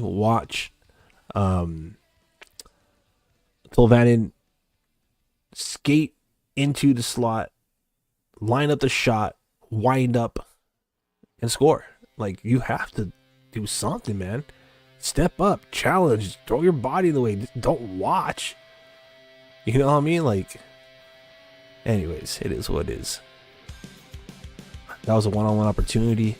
You know, DC should have gave Georgiev the shot and should have elected to take the body, or, you know, challenge the player, right? Like, but instead it looks like he was trying to maybe Like, it looks like, I don't know. To me, if I had to translate that moment, like maybe he was looking to get in the way of the puck, but just didn't properly line himself up. Even if he did, he probably would have screened Georgiev anyways, and I wonder if that's what happened. But I mean, that was just bad, dude. That was a bad goal against. 250 live viewers at this moment. Thank you to everybody out there chiming in, wherever you're chiming in from, whatever platform you're chiming in from, because right now we are multi-streaming on TikTok, Twitch, X, and YouTube. So to the 250 plus live viewers at this moment, I say thank you so much for making Shark City Hockey the #1 trending live stream in Sharks territory. This is a site, a content hub, whatever you want to call it. Some would say the ultimate voice and mock sounds of Sharks fans. Just kidding. Anyways, I'm just kidding. All I'm trying to say is, we are fans. We are in no way affiliated with the team. But on that note, we do want to say a quick thank you and shout out to the San Jose Sharks organization and the San Jose Barracuda on top of that for allowing us to have their players and prospects on this platform. So if you haven't done so already, please consider liking, subscribing, sharing, retweeting, all that jazz. And follow us on our social media channels at Shark City Hockey. We have a microblog on X, formerly known as Twitter. We have a YouTube channel, which you'll find will have all of our live streams hosted at, or our previous live streams archived. So we have the watch long party, which we're doing right now. We also have Frostbitten, it sounds like Sharks podcast. It's a flagship podcast here at Shark City Hockey. And we have the Shark City Hockey Show, which is an eventide sports talk show where we talk about the latest going down in the San Jose Sharks organization. But home of our content is on Instagram, so for the most relatable, most influential fan content out there, follow us at Shark City Hockey. And last but not least, one more shameless plug, right? Pardon me. If you haven't done so already, check out the latest episode of Frostbitten. We had a unique opportunity and a great privilege and honor to speak to Luca Caglioni, San Jose Sharks prospect and San Jose Barracuda defenseman. Luca Caglioni spoke to Tyler Castillo, Mike Hahn, and myself earlier this week, and you can find that episode at sharkcityhockey.com, as well as our YouTube channel or your favorite podcast platform. All right, there it is, baby. So, maybe I should start guessing like 5 more Sharks to score. Just kidding. This one is more than likely over here. If the name of the game is Matthew Schaefer, then the Sharks are winning. But, we'll have to wait and see. I think, at this point in the season, as a Sharks fan, I would love to see some more winning. To me, I could care less about getting the #1 overall. Oh, that's a tough shot. So, Macklin Celebrity's father. So, the San Jose Sharks fathers are on a road trip. They were at the last game against the Pittsburgh Penguins at the Shark Tank. They're on the road traveling with the team. So, they're here in Seattle. Not a good shot showing. But yeah, Rick Celebrity, Macklin Celebrity's father, is in the building. Obviously, he's he has connections to the Golden State Warriors here in the Bay Area. Yeah, I can only imagine. That's all I'm going to say at that, as the Sharks got some offensive pressure. And by the way, the San Jose Sharks are on the power play. So let's go, baby. Let's try to get a goal. It looks like Matty Beniers got he got a minor. I don't know what it is yet, but he was called for a penalty against Henry Thrun. So the San Jose Sharks are currently on a power play. Be a good time to cut this lead in half. Oh, Celebrity just freaking got a piece of that puck.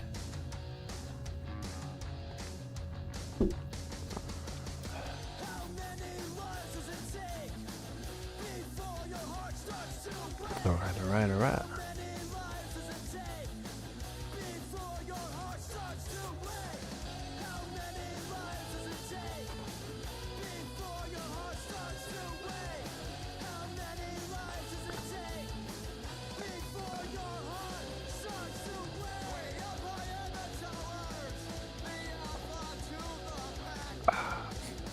All right, Sharks trying to set up in the offensive zone now. We got Celebrini, Run, Granlund, Eklund, Toffoli out there on his power play unit. Another Celebrini shot deflects and goes over the boards.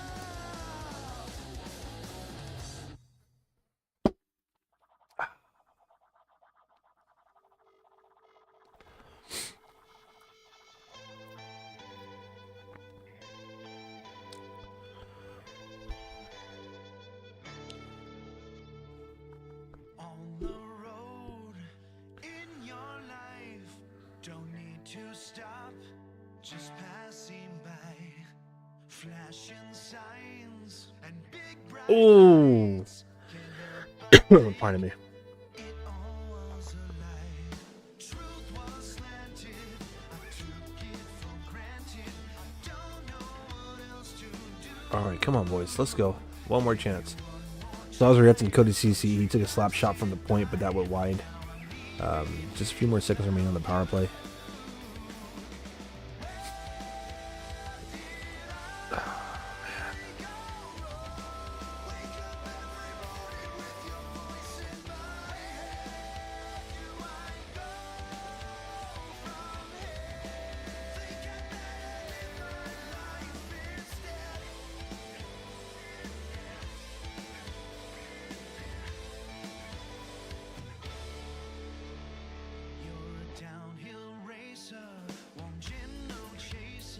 Pardon the silence. I'm chiming in on ESPN's take on the rebuild for the Sharks. The claim is that even though we are still the worst team in the league, that it's more fun because, you know, of our prospects. And I get it. Like, you know, the future looks promising and bright and all those cliches. But I'm just going to tell you right now, from being someone who watches all these games and attends all the home games, I don't think it's ever really fun losing. So yeah, we have prospects, granted, and you know, we're close to, you know, maybe completing this rebuild. We have a great prospect pool, and right now the one thing that we need to work on, which should have been the priority for Ryan Rosofsky this season, was defense, especially considering that that was like one of his priorities last season. Remember, he's a first-year head coach with us, but he's also been a part of the organization for like 3 years. So, long story short is, you know, right now, just a lot of veterans. I mean, if you want to consider Henry Thrun as one of the prospects and futures, or not prospects, one of the futures on the blue line for us, like, he's in there. But that's it. That's it. I mean, Market Vlasic is over 1,300 games in. Mario Ferraro, although he's an alternate and he's a great character guy, as they say, in the locker room, and technically a leader. I mean, I think a lot of fans of Sharks territory agree that maybe, you know, his tenure in San Jose is starting to come toward an end. Jake Wallman is exciting, so it's great to have that veteran leadership. Like, he completely redefined his career here in San Jose, so I'm looking forward to him staying here. I imagine Cody CC is going to be a one and done type of thing. I mean, it's pretty obvious that Ruda is just right now not in the lineup because he's dealing with injury, but it's pretty obvious that Ruda, perhaps even Liljegren, are all kind of just you know, just seasoned vets soaking up minutes.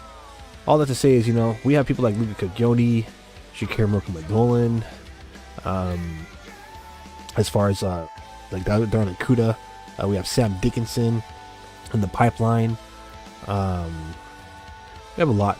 We have a lot of guys that could, you know, fill those slots when Mike Greer and Ryan Rosofsky feel they're ready. So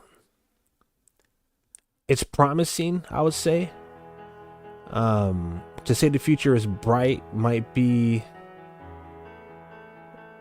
okay, I'll give you that. It definitely isn't bleak, you know what I mean? But you just have to hope that all these prospects reach that potential, right? But to say it's more fun, I think, is a little bit of a stretch, kind of muddying the waters. There's nothing fun about watching these losses pile up. There's nothing fun about the fashion in which they're losing games. If there's anything that's promising, it's the hope that this rebuild will be over soon. But based off of the conversation with the fan base that General Manager Mike Grier was having just a couple nights ago, which we covered on our last live stream, the Shark City Hockey Show, it seems like this is going to probably be going on for a couple more seasons. All right, and there it is, fam. The San Jose Sharks lose this game 6-2. Pardon me. Looks like Seattle Kraken gets himself back in the series. So Sharks still lead the season series 2-1. The final game is going to go down at the Shark Tank on April 5th. That's the final game of the month of January for the San Jose Sharks. Their next game will be on Tuesday, in which they take on the Montreal Canadiens at home. They play just 2 more times before the Four Nation, or 3 more times, including the Montreal game. Pardon me. Before the Four Nations All-Star, the Four Nations tournament, in-season tournament break. So, hopefully they get some dubs. But right now, with everyone kind of acknowledging that this team is going to be built off of draft picks, what's the incentive, right? All right, so let's just kind of briefly recap this game. Let's relive this game. Damn, son. All right, here we go. So, your final stats for tonight: 32 shots on goal for the Seattle Kraken, 28 for the San Jose Sharks. Let's just dive a little bit into who got these shots. Why don't we here, huh? Let's see. So we have, for shots on goal, let's see who our leaders are. Offensively, Grundstrom, the guy who scored the goal off of a lucky bounce, got 4 shots on goal. Celebrini had 3. Foley had 3. Luke Cunnin had 2. Fabian Zedlin had 2. Pardon me. Granlund had 2. Eklund had 2. Kovalenko with 1. And Duher got 1. Defensively, Jake Wallman got 4 shots. He took a whole lot more than 4 shots, that's for sure. But only 4 of them found the net. I wish I could see how many shot attempts he took, because, man. Anyways. A lot of opportunities, I felt. Especially a lot of zone pressure was kind of killed by a lot of shots going wide. And it's not Wallman's fault. I'm just simply saying, at some point, if 4 out of, a dozen of your shots only reach the net, it's probably elect to pass it next time. Timothy Liljegren, and I love Jake Wallman, by the way. I'm not trying to say anything. Just, it wasn't his night tonight. Timothy Liljegren got 3 shots on goal. Cody Ceci had a shot on goal, and those forwards and defenders that I just mentioned all contributed to the 28 shots on goal for the San Jose Sharks. In the face-off dot, the Sharks, they're pretty much dominated as well. 61.4% of the face-offs were won by the Seattle Kraken. Sharks were given 2 opportunities on the power play, which they were unable to convert. They were 0 for 2 tonight. And the Kraken went 1 for 2. They converted on 50% of the power play opportunities that they were given. Specifically because the San Jose Sharks gave them a 5-on-3 opportunity. So, yeah, they converted 1 of those. Penalty minutes were even, 9 apiece for both squads. By the end of the night, the physicality was matched. 24 hits for the Sharks, 23 for Seattle Kraken. 14 block shots for San Jose, 18 for Seattle. 15 giveaways for the Sharks, 20 for the Kraken. 5 takeaways for the San Jose Sharks, and 4 for the Seattle Kraken. So, these games have offered us a lot of goal scoring. Sometimes the ice has been tilted, but the first time these guys got together, San Jose Sharks defeated the Seattle Kraken 8-5 on November 29th. It was a home-and-home series, so the very next night on November 30th, the Sharks scored 4 goals and defeated Seattle 4-2. So, this time it was Seattle's night. So they won 6-2, and the final game of the season series will be April 5th, as I mentioned, at the Shark Tank. So, your 3 stars of the game all wear Seattle blue. You have Montour, Bjorkstrand, and Stephenson. So Montour got 2 goals, 2 points. Bjorkstrand got 2 points, a goal and an assist, and Stevenson got a goal, 2 assists for 3 points. So, Seattle just handled pretty much, man. That third period, Tyler Toffoli got the only goal for the San Jose Sharks. So let's take a look at your goal scorers now here. So, you know what? The Sharks aren't on the power play anymore. My bad, fam. That game is over. In fact, we might as well just go ahead and say, Sharks lost, unfortunately. So go ahead and leave a sad face in the chat, or a heart if you want to still show some love. But yeah, unfortunately, San Jose Sharks lost this game. So let's get rid of that graphic so we can see our goal scores today. It's pretty much all Seattle, so I don't know how interested you are in this, for you Sharks fans. But here we go from the top. Interesting. Control Z. Let me adjust this really quick. My fault.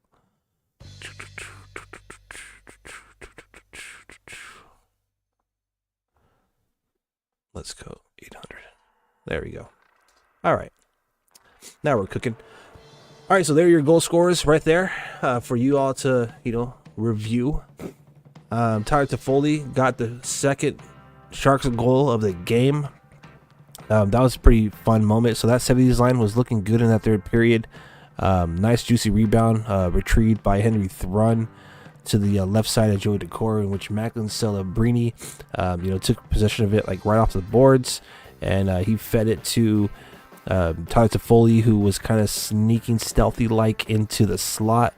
He winds up a wrist shot after skating from the slot into the face-off circle on the left side of Joey Decor, and he was able to wrist that one past him to make it 5-2 at 8 minutes and 6 seconds. Unfortunately, that high, that buzz, whatever you want to call it, that momentum was short-lived. About 4 minutes and 12 seconds later, Tolvanen got his 15th goal of the year for Seattle, and 6-2 is your final score. Macklin Celebrini got his 21st assist of the year. Henry Thrun got his 9th assist of the year on that third period goal. So per Sharks, San Jose Sharks public relations, Toffoli scores his team best 18th goal this season, and Macklin Celebrini now has 5 points in his past 5 games. So three goals and 2 assists. Something that we missed that I do want to share. It looks like Sharks forward Nikolai Kovalenko was out of the game and he did not return, which is kind of a shame because he was injured up recently. He just found his way back in the lineup, so gonna keep a lookout for that. Hopefully, it's not something serious that will continue to pretty much keep him off of the ice. Then again, we do have just 3 games remaining before the Four Nations face-off, so it is what it is. Maybe they could give him some rest, let him heal up, because I think personally that Kovalenko is a big part of the future. And outside of the second round draft pick that the San Jose Sharks acquired from the Colorado Avalanche in exchange for Mackenzie Blackwood, Nikolai Kovalenko has been, to me, the player that salvaged that whole trade. Just my opinion. All right, so there it is, fam. Thank you all very much, all 250 plus of you out there who decided to watch some Thursday night hockey with me. The game started off super late, so I appreciate more than half of you sticking around. I appreciate all the dialogue from everybody, whether you're chatting through X, YouTube, Twitch, and I do see you all on TikTok, so you didn't forget about y'all. I am Aaron James, creative at Shark City Hockey, and your host for this live watch along party where we have real-time reaction to the action. Unfortunately, tonight, San Jose Sharks were unable to get it done. And with that being said, there's going to be a nice break from watch along parties. We'll all get back together for a watch along after the Four Nations break. So at the end of February, I invite everybody again to check out our flagship podcast, Frostbitten. Most recently, we talked to Luca Caglioni, and very excited to bring you some more fresh content, specifically on our Frostbitten flagship podcast, as well as discuss San Jose Sharks hockey. Just because we don't get together for the watch-along parties doesn't mean that we're not going to get together in general. There'll be plenty to talk about when it comes to the San Jose Sharks and the San Jose Barracuda. With that being said, make sure that you like, subscribe, put on notifications, whatever you gotta do. It doesn't have to be YouTube. If you follow us on Instagram, you follow us on X. We also have, we put out notices there when we're about to go live. They tend to be spontaneous, sometimes with no rhyme and reason. Other times we will announce it ahead of time. But nonetheless, in order to stay on top of, all the content that we provide for y'all and we produce, make sure you follow us across the board at Shark City Hockey. If you're looking for some more relatable, influential, definitely content, make sure you follow us on Instagram. That's the home base for our content. That's where our online digital hockey community is its strongest. And of course, big shout out to everybody on X, because most of our audience, they enjoy consuming our live streams on X. So because of all you out there, this is the #1 trending live stream made by fans in Sharks territory. So I'm Aaron James. I'm about to sign out for the evening. Thank you for sticking by me and dealing with me. I know I've said this plenty of times before, but kind of dealing with a little bit of a bug here. But nonetheless, I'm glad that y'all stuck around, and I'm more than happy to have come through and do another watch long party with all y'all. So until next time, we're signing off. Let's go Sharks. Y'all have a very safe weekend. If you are here locally in Shark City, stay warm, stay dry. It's going to be a wet weekend, probably a wet week. And for the rest of y'all out there, stay safe. Have a great weekend. And, until the next game and until the next time we get together, whether that be on Frostbitten or on the Shark City Hockey Show, I am saying, let's go Sharks. Y'all have yourself a great rest of your evening. See y'all later.